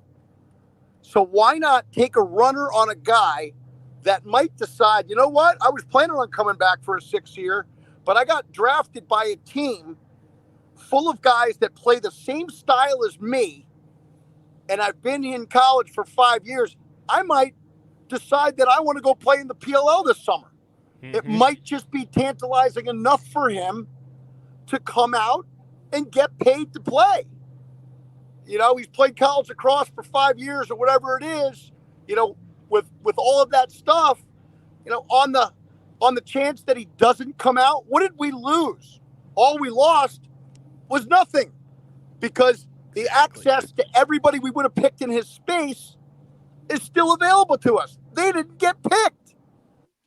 And there's some great players left there, but they didn't get picked. So we either end up with an unbelievable talent, or we end up with the same guys we would have picked if we didn't draft them. So you tell me if that's the wrong decision or not. I absolutely love the pick, and if there's anybody that is a coach/GM in this league that is not afraid to take a gamble on those guys that may or may not go back to college or may not pursue another venture, it's you. You did it with Teat in 2020. You did it with Bernhardt in 2021. You're not afraid to, take those gambles, and if they pay off, they pay off. And like you said, if they don't, you didn't lose anything. Yeah, 100%. 100%. And if we don't have him, right, we get one more pickup. If he doesn't play, we get one more guy. A guy that we would have gotten anyway. But now we have a choice on that last spot, where if we picked one guy, we wouldn't have the choice. You guys clearly get it. I mean, totally. I know I get it. You guys clearly get it too. But I thought it was amusing, the whole backdrop of it all. And listen, if he doesn't play, we'll be fine. And if he does play, we got probably the steal of the draft at 31, like you said. I mean, it's a no-brainer.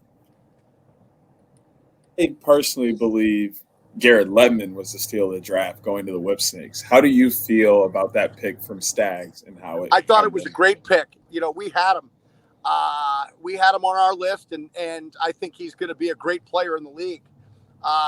You know, I think he's certainly a great athlete. He can stretch a defense. You know, with his big righty shot. You know, I like him a lot. When we were looking at him, we were considering him possibly in that 4th round spot. I'm sorry, we were considering him before our 4th pick, which was Rowlett. But I just didn't know what we were going to do. We were looking at Evan Zinn. We were looking at a couple of others. In the end, I just wanted to make sure we got the guy that we wanted at the X, which was Rowlett. And so it worked out well for us. But I think Garrett Ledman's going to be great. I think that the short sticks that have done well in this league have an offensive background. And Ledman's had a great year as a stretch shooter and as an offensive player for Duke. I think Stags made a great pick there. You know, with him. And in fact, I applaud all of Stags' picks. I thought he did a great job. Other than yourself, who do you think had the best draft?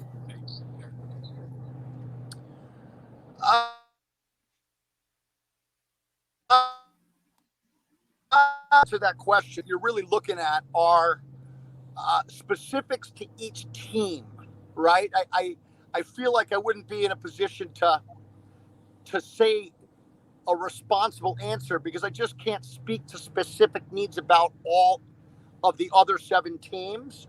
You know, obviously there's a lot of great players that went in this draft. You know, hard to not think that the Atlas didn't do well, but let's face it, they had the 1st pick, the 3rd pick, and then the 3rd pick in the next 3 rounds. So they're at the top of the food chain in terms of when they're picking. You know, but I thought Stags had a great pick. I thought Pseudo had some great picks. I thought, you know, again, I thought Cope had some great picks as well. I think everybody left the draft feeling like they got better. And that's a reflection upon the choices that were made. And it's also a reflection on the depth of the draft. But I feel euphoric about what these guys are going to bring to our team. Do you think the depth of this draft played a part in there being no trades throughout tonight? I feel like at least every year there's been at least one draft day trade. None happened tonight. Do you think that is due in part to just the depth and, you know, wanting to just take the guys that were available on the board at any given time?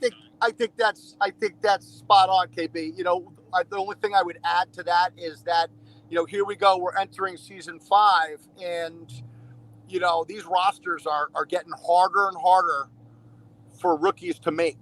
And, you know, I think the one advantage that the rookies have is that they're coming off of playing all spring and they're coming off of playing for 4 or 5 years, depending upon how long they've been in college. And so, you know, I think they're in a position to make the rosters because they're playing the best they've ever played for the most part. But I also think that the depth of the draft added to the fact that everybody felt like they were well fed and didn't need to go on to somebody else's plate. Got to ask you about your last pick we haven't touched on, Ty Kurtz, your acquired pick via a trade from Delaware. Talk to me about how you feel he's going to fit into this scheme for you guys and what you like about his game. Well, I considered him, to be honest with you, I considered taking him 1 until Bowen was there because he really fits a need. We lost Challen Rogers and Wes Berg in free agency, and so that left us with 3 right-handed players in Dane Smith, Ryan Smith, and Chase Frazier. And so Ty Kurtz was the number 1 guy that we wanted on that right side to come in and fill that void. And I was kind of looking at the way it was setting up, and I didn't think Cope would take him with 16. And I was concerned about Cope potentially taking Minikis.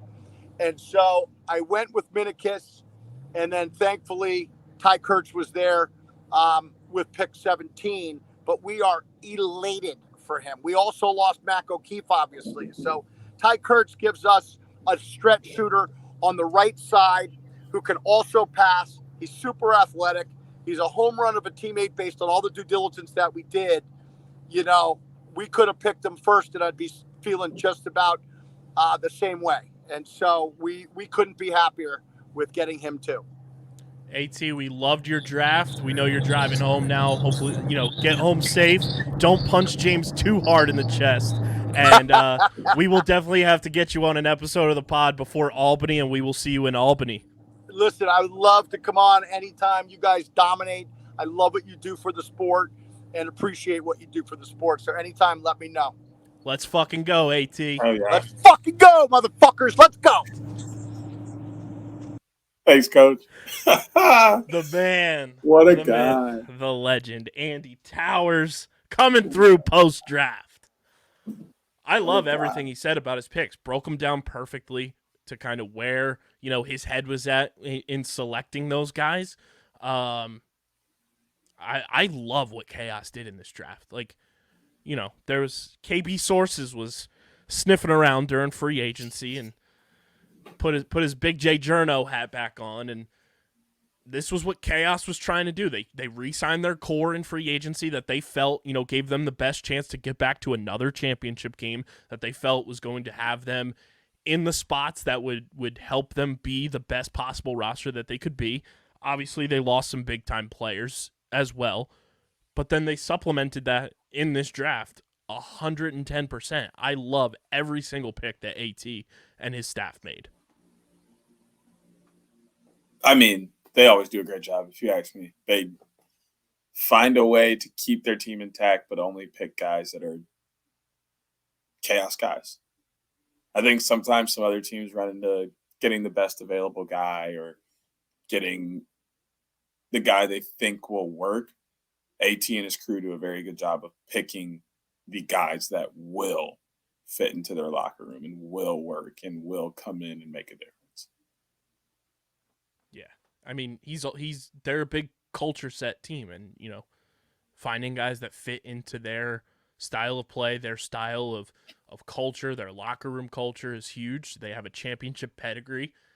I think what they did tonight, bringing in 5 new guys, that's tough to do in this league. And I think all 5 of those guys have a legit shot. And obviously, Levi Anderson is pending whether or not he goes back to school or not. But I think all 5 of those guys, if they are to play in the PLL, can make this roster and be on game day rosters with ease.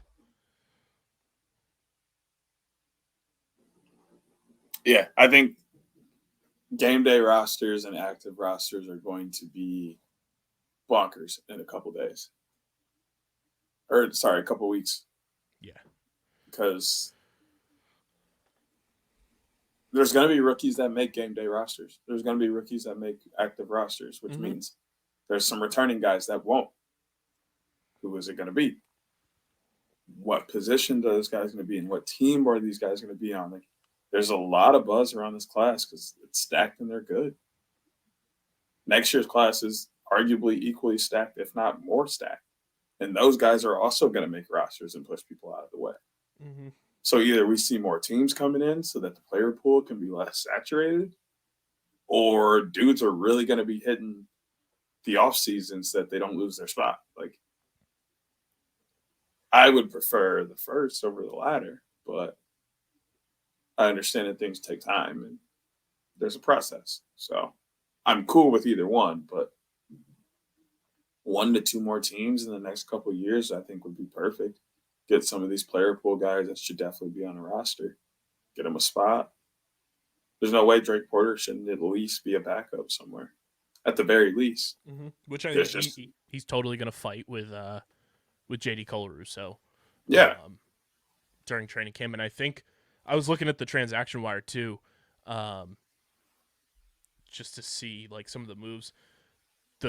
It's not going to affect where you have to be out for 3 games, but Jack Concannon is on the injured list right now because it was an off-season injury, it doesn't apply for the 3-game rule.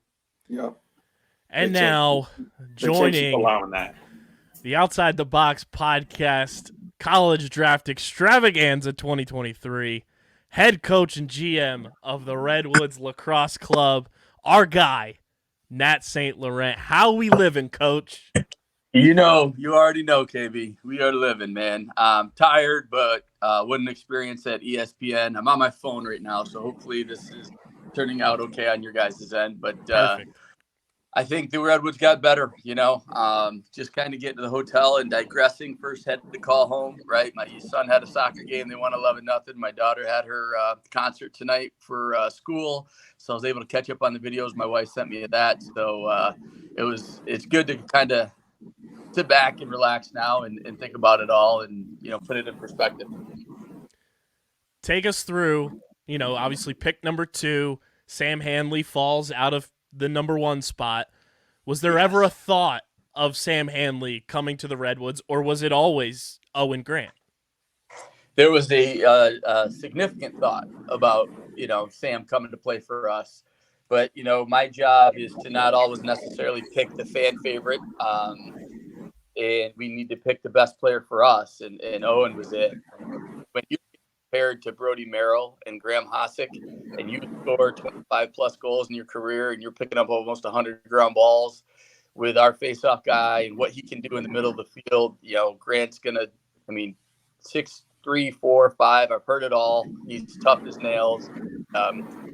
Now we got a lefty up top, 2 lefties down low, and Glazner and Cohen. And, our 1-2 punch is John Sexton and Owen Grant. Come on now.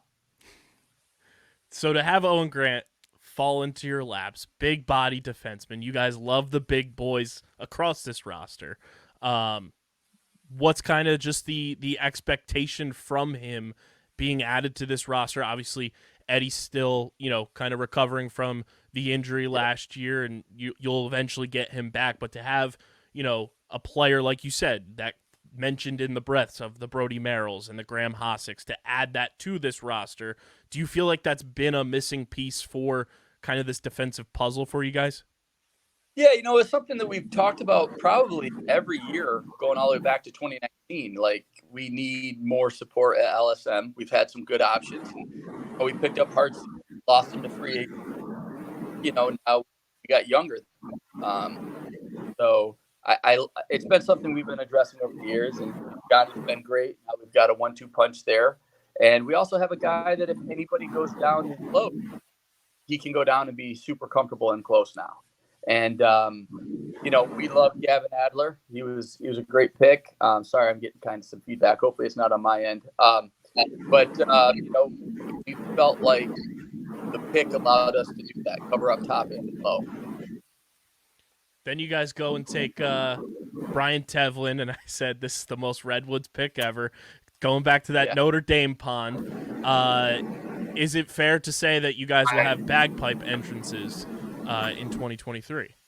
Well, the fun fact is Eddie Glazner played the bagpipes as well at Notre Dame. So we got 2 bagpipe players, but we will not be doing that. We're the Redwoods Lacrosse Club, and we're pretty excited about that. Brian is just, yes, he just happens to be a Notre Dame guy. It didn't matter if he was playing at, State University of Iowa. Like, you can't pass on a talent like him. And his ability is incredible. He got picked to be a captain halfway through the fall semester, or at the start of the fall semester at Notre Dame as a new guy. And he brings speed, athleticism to our team. Another great locker room guy. And I talked to Coach Gordon today, and he had about him. So, and then Ryder gets to work with him every day at practice. And, it was tremendous to have that pipeline. So, and then you throw in the fact that all practical, like, chemistry was still there. Deej, what do you got? You were loving the draft. And I did. I loved every pick that was made. Yeah, I thought we did a fantastic job. I asked you the question when you met with media about going 2-way. So pre-draft, they were asking kind of what I thought. I thought your first guy midfield-wise would have been Garrett Ledman. But yeah, I want to kind of hear why you went Cole Kirst over Garrett Ledman or any of the other midfielders and what Cole had to offer there. Yeah, so I think Cole's great. I loved him. I love his size. I love what he brings. we knew what we were getting with Tevlin. Like, we knew he was going to buy into that role. We love the Chris Merrill kid who hasn't gotten a shot, but he won a national championship with UVA. We picked him up and played football at Stony Brook, and he's just another tough kid. And we've got this young man that people are not talking about enough in Nakai Montgomery. He goes two ways, and you look at those three guys with Isaiah and Jack Neer, a veteran presence, but we felt like going with Kurst, first of all, lacrosse family through and through. In fact, the first text that I received, from anybody was Rob Pennell saying that he loved that pick just because you love the guy. Everybody at Syracuse and Lehigh were like, Coach, you're not going to find a better young man. Like, he loves it. He's tough as nails. He's a beast, and he can play attack. He can play midi.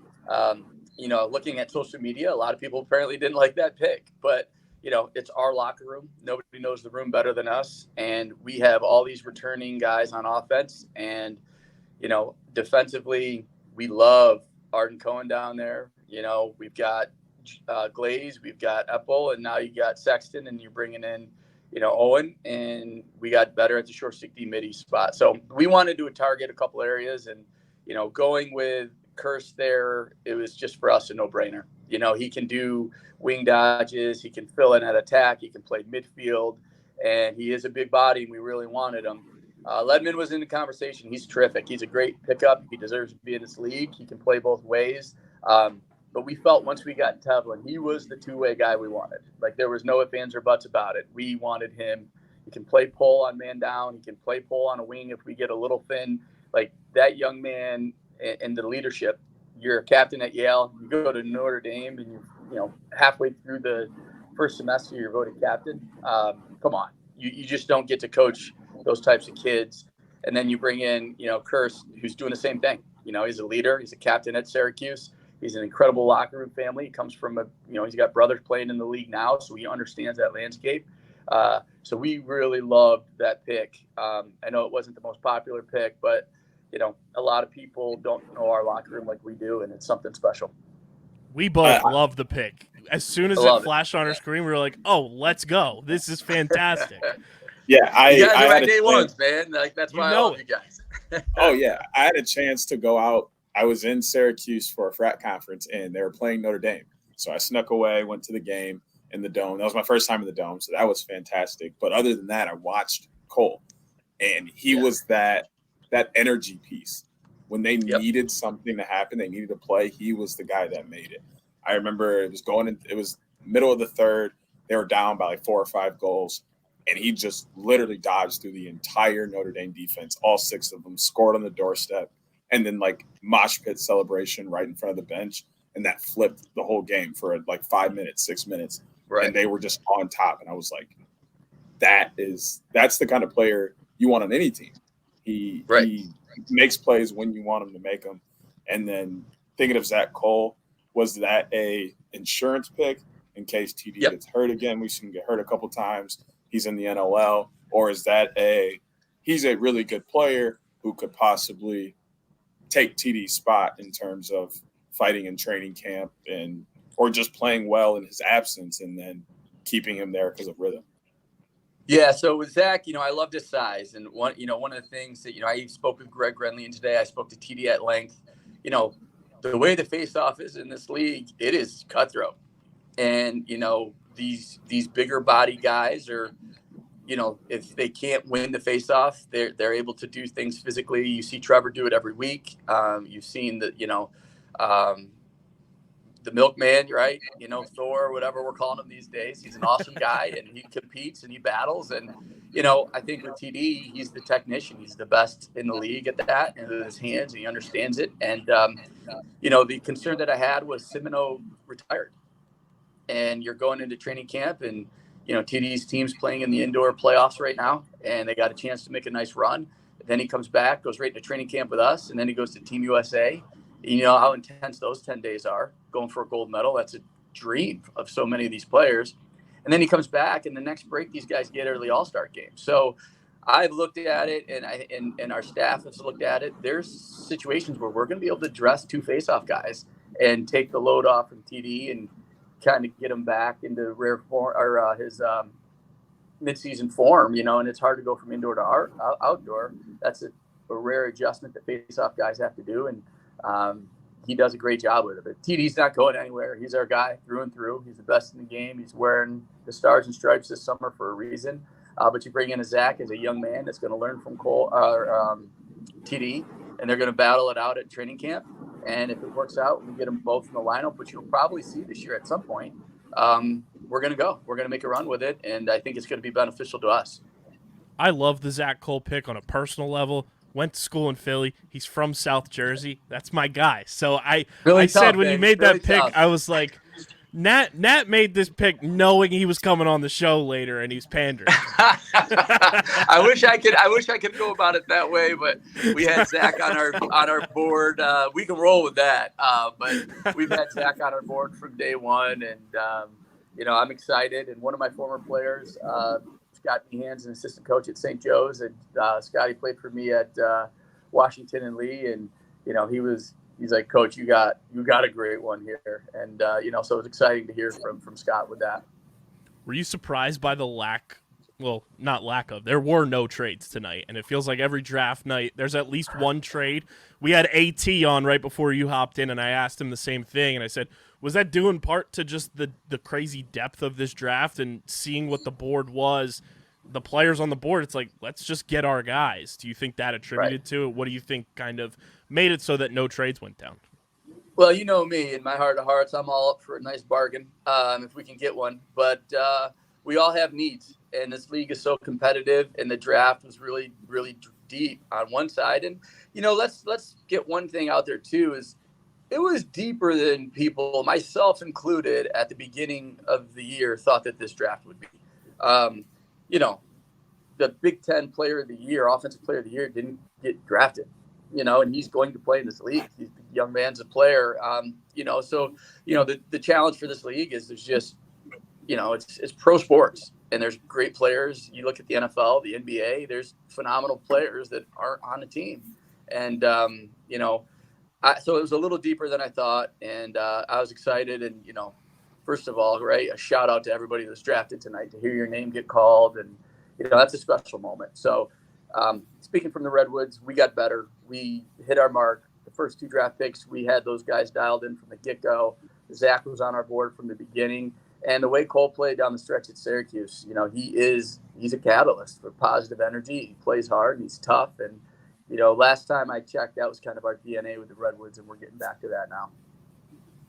Something I asked Coach Towers when he was on is, who do you think besides yourself did really well or won the draft? And then separately, I didn't get to ask AT because he's not necessarily in the college coaching realm. But you being a D3 coach over in Northern Ohio State, I don't like so much. But other than that, don't you forget, you're going to look good when I send you that jersey, that hoodie. You're wearing it, my man. I will.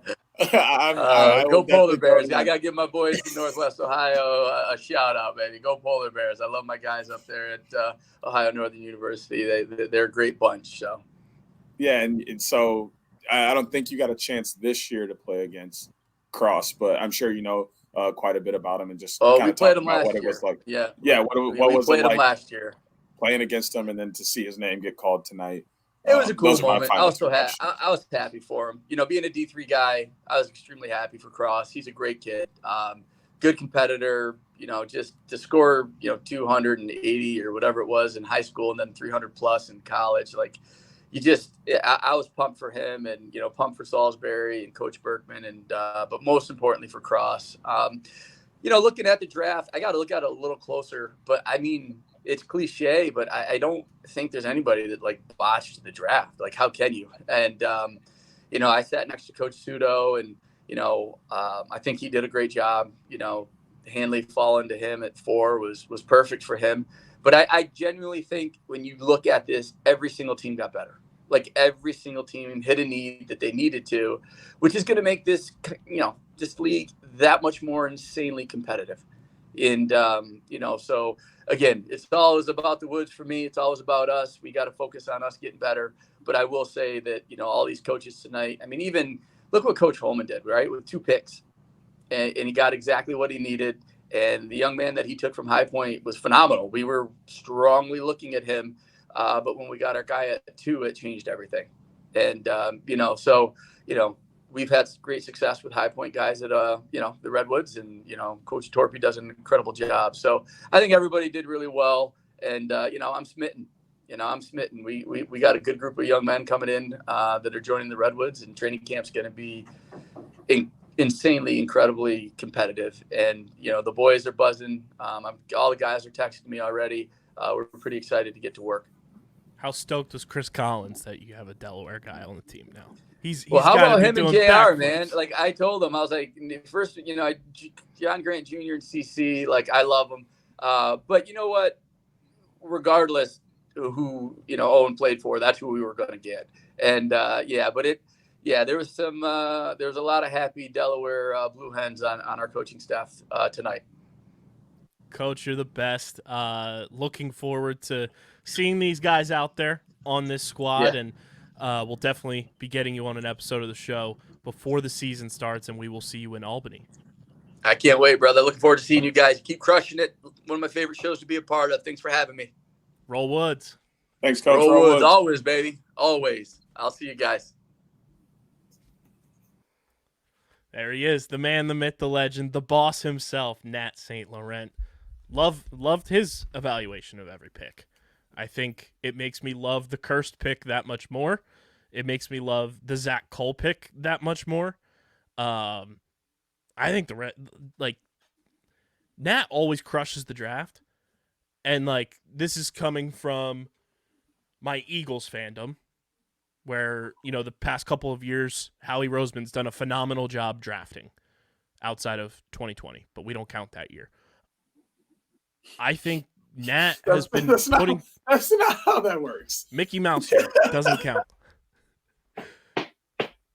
The way that Nat has approached the draft, 2019, 2021, 2022, and even in PLL 2020 year, it's 2 rounds, so it's kind of an outlier type of draft anyway. Mm-hmm. The full season drafts that he's been able to approach and get guys on this roster that Phil needs, while also almost at the same time being best player available, has been unbelievable. And I think he just continues to crush it every single year in the draft, and he is such he's calculated with every single pick. And I think once again, you can put this draft up in the rafters on paper, obviously, because we haven't seen these guys play yet, but once again, another phenomenal draft by the Redwoods.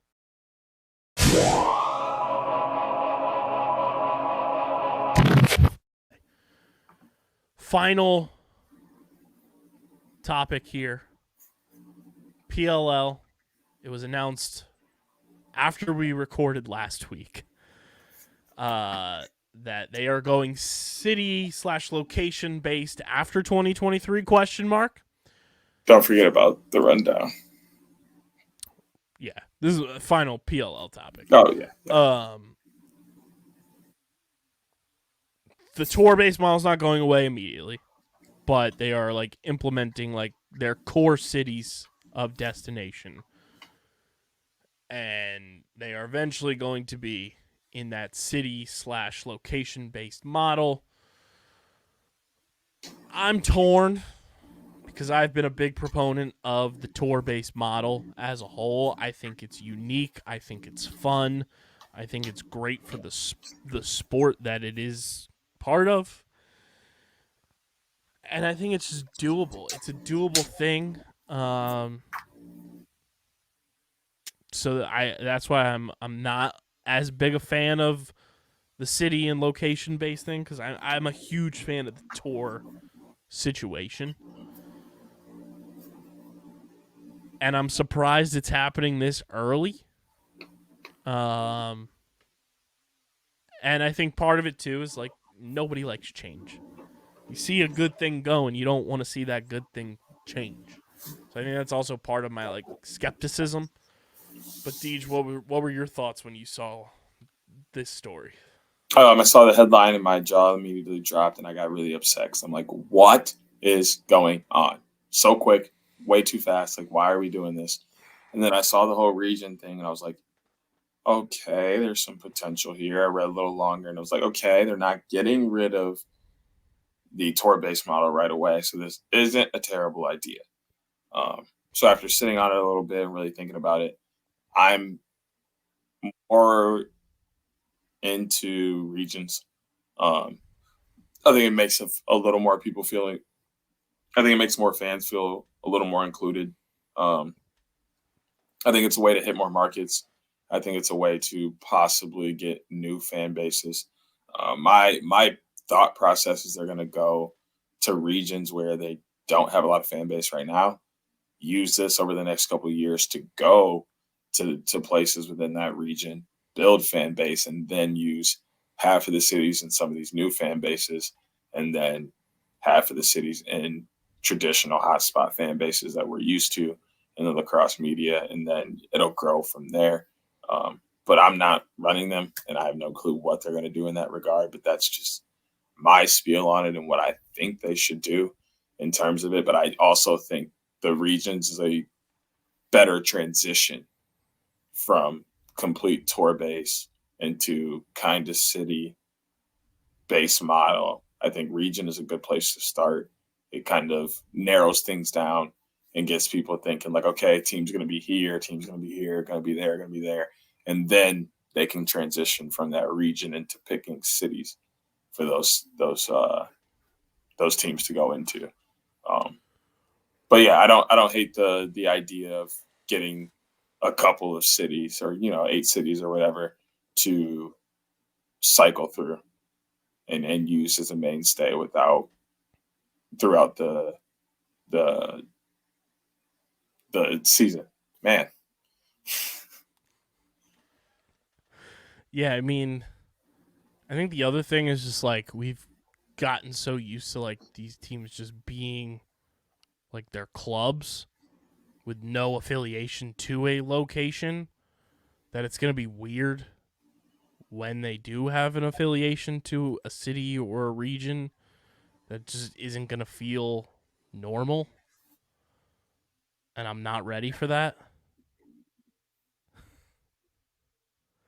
Like, I like the Redwoods to be in wherever. Like, it just feels like not natural. So I'm just like not prepared for the like weirdness that will be the attachments to locations for these, at least 7 of the 8, because obviously the Cannons have had Boston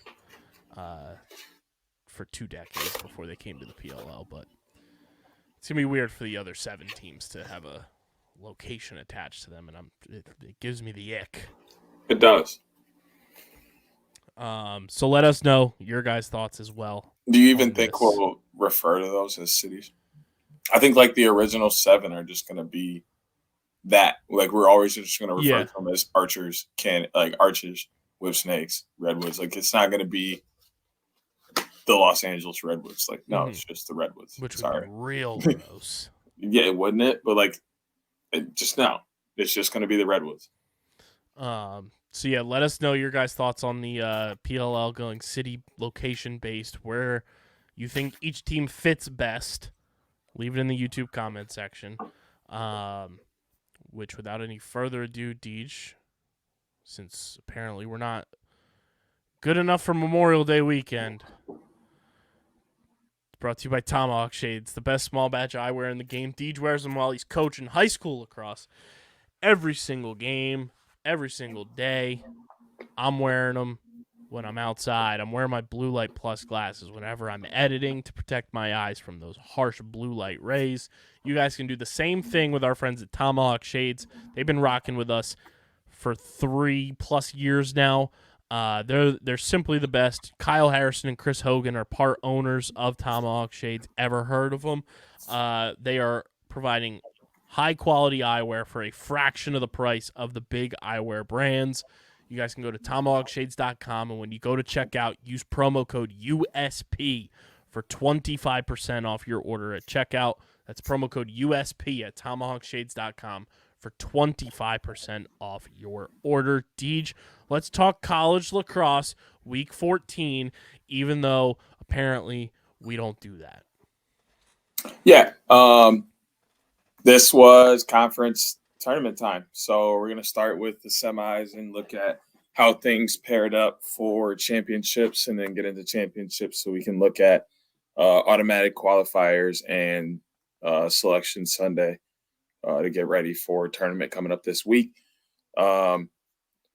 So for some reason, the Army game,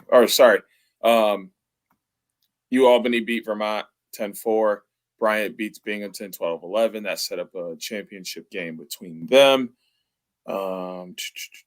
Maryland beats Johns Hopkins 14-9.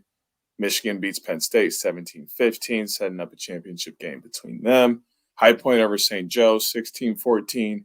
Richmond over UMass 15-8, setting up a championship game between them. Siena beats Manhattan 11-8, and Marist beats Mount St. Mary's 19-7, setting up a championship game between them. I believe, Delaware 11-8 over Townsend. Stony Brook over Drexel 13-10, setting up a championship game between them. And the last of the last on Thursday, Villanova, Denver 16-9 over Villanova. 19-8, Georgetown over Princeton, setting up a championship game between them. Last of the semis on Friday. Army West Point over Lehigh, 19-13. Loyola Maryland over BU, 12-11, setting up championship game between them. 9-8, Princeton over Penn. 22-15, Yale over Cornell, setting up the championship game between them. Air Force 12-4 over Robert Morris. Utah over Bellarmine, 17-14, setting up the championship game for them. Into Saturday and Sunday for championships. Bryant over UAlbany in double overtime, 12-11. Delaware 13-10 over Stony Brook. Marist 12-7 over Siena. Michigan, hail to the victors, baby. 2 times in the same season, we give it to Maryland and really put it on them the second time, 14-5. That is Maryland's most lopsided loss in 17 years.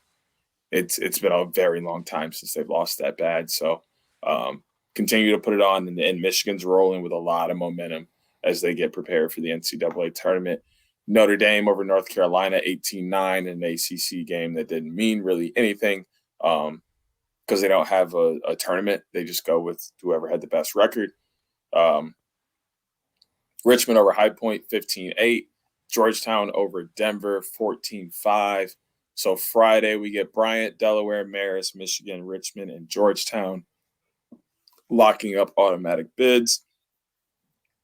And I believe that Duke won the ACC this year. They may have had a share with Notre Dame, but I believe Duke won outright. Duke over Merrimack 14-2 and just a game of the year for them to play. Princeton over Yale 19-10. Army West Point 10-8 over Loyola, and Utah 11-9 over Air Force. So West Point, Princeton, and Utah picking up automatic qualifiers on Sunday. And as we get ready for the tournament, play-in game starts it would have been yesterday. As you listen to this on Thursday, Marist took on Delaware. We'll find out the score. Go Blue Hens. When we play, as we're recording this Tuesday night. We've already broke the fourth wall, so it is what it is. I do believe Delaware will pull this one out, and they will end up playing Duke in the first round. Looking at Saturday, Virginia and Richmond. This one's clear-cut, in my opinion. I think Virginia has way too much for Richmond.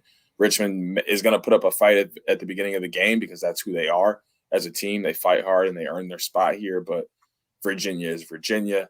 Same thing with Notre Dame and Utah. Utah has been putting in the work. They're made the tournament for the first time, and they're progressing as a program, but Notre Dame is an absolute powerhouse this year. I just don't see it happening. Georgetown over Yale, easy. A lot of people, including myself, are very question marked on how Yale got in this year. So I don't see them beating Georgetown, who really turned it around at the end of the year and has been playing very good lacrosse toward the end of the season. This is the one first round, because they counted as a second round after the play-in game. This is the first round upset that I think is most likely. I think Army West Point over Maryland. Army just plays tough. They grind. They make you work for it. They're an aggressive team. Their defense is very good. That could be one that we see an upset in, very, very likely. Other than, I guess, the one I'm going to talk about last here in this, John Hopkins over Bryant, and John Hopkins has looked really good. Russell Melendez has been fantastic in their offense, and I think they just have just too much for Bryant, who's had a pretty good year as well. I like Penn State over Princeton. The Big Ten has been arguably the best conference in lacrosse this year. There's no, that's very evident in the fact that, they got 3 teams in this year. 2 of them are ranked. Or sorry, they got 4 teams in this year. 3 of them are ranked, and 1 of them is not. 4 out of their 6, that's 2/3. Really, really good percentage compared to some of the other conferences. Duke over what I think will be Delaware. I think that's clear cut, no question. Duke is arguably the best team in the country. They're number 1 for a reason. And then the last game of the first round, second round, if you will, Michigan. I have Michigan over Cornell. They're playing Cornell. This is the other upset that I have. I put quotations around this one because I don't really think it's an upset. Cornell at the 8 barely got ranked, really, at the 8. They had a very tough year in the Ivy. The Ivy wasn't what it's normally been. And Michigan has been on a roll. That no-name defense has felt a little disrespected and need to have they've been given a reason now to prove people wrong. They have the 2-headed monster at the face-off stripe of Wiedfeldt and Rowlett.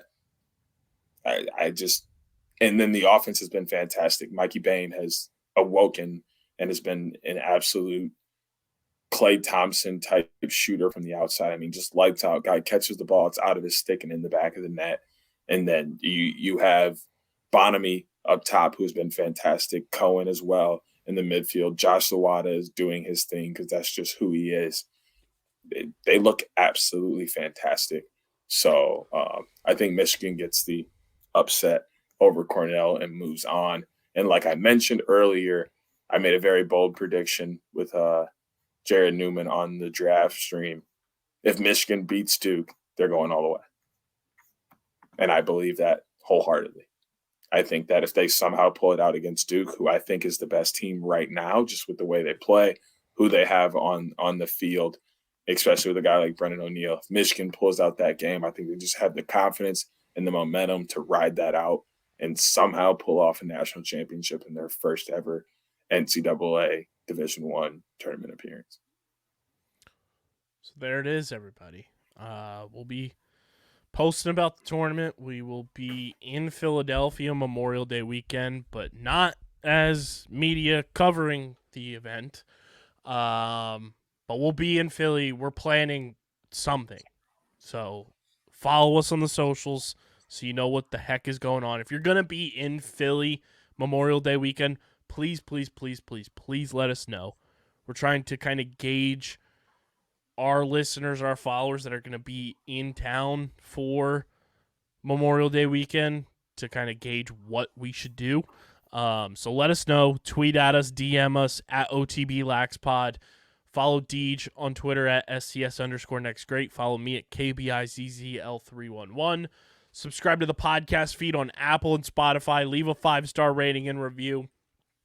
And subscribe to the Underground Sports Philadelphia YouTube channel, youtube.com/@UndergroundSportsPhiladelphia. We're at 452 subscribers. We need to get to 500 by Memorial Day. Go subscribe, be a friend, tell a friend. Help us get to our goal. Go get your merch as well, phiapparel.co, code underground, 10% off any and all orders. Get your OTB merch. Gear up for the PLL season. we got new merch in the works coming as well. So stay tuned for that. Go rewatch the draft stream. Tons of fun stuff in there. And big thank you to everybody that tuned in to that and all the homies that joined during it. But this has been episode number 274 of the allegedly award-nominated, honorably mentioned, number 9, NCAA ranked, not granted credentials to Memorial Day weekend, NCAA championship weekend, and of course viewable on YouTube, Outside the Box podcast, the official lacrosse pod on the Underground Sports Philadelphia Podcast Network. For Deej, I'm KB. We're going to hopefully not lose our voices. But until next week, enjoy the NLL playoffs. Enjoy gearing up for the NCAA tournament. And we are getting the heck up out of here. Peace. Yeah, I thought they did a phenomenal job, and then he comes on and explains it and made me feel even better about everything I saw and heard. So I am poised for another run, this time maybe back to the championship game.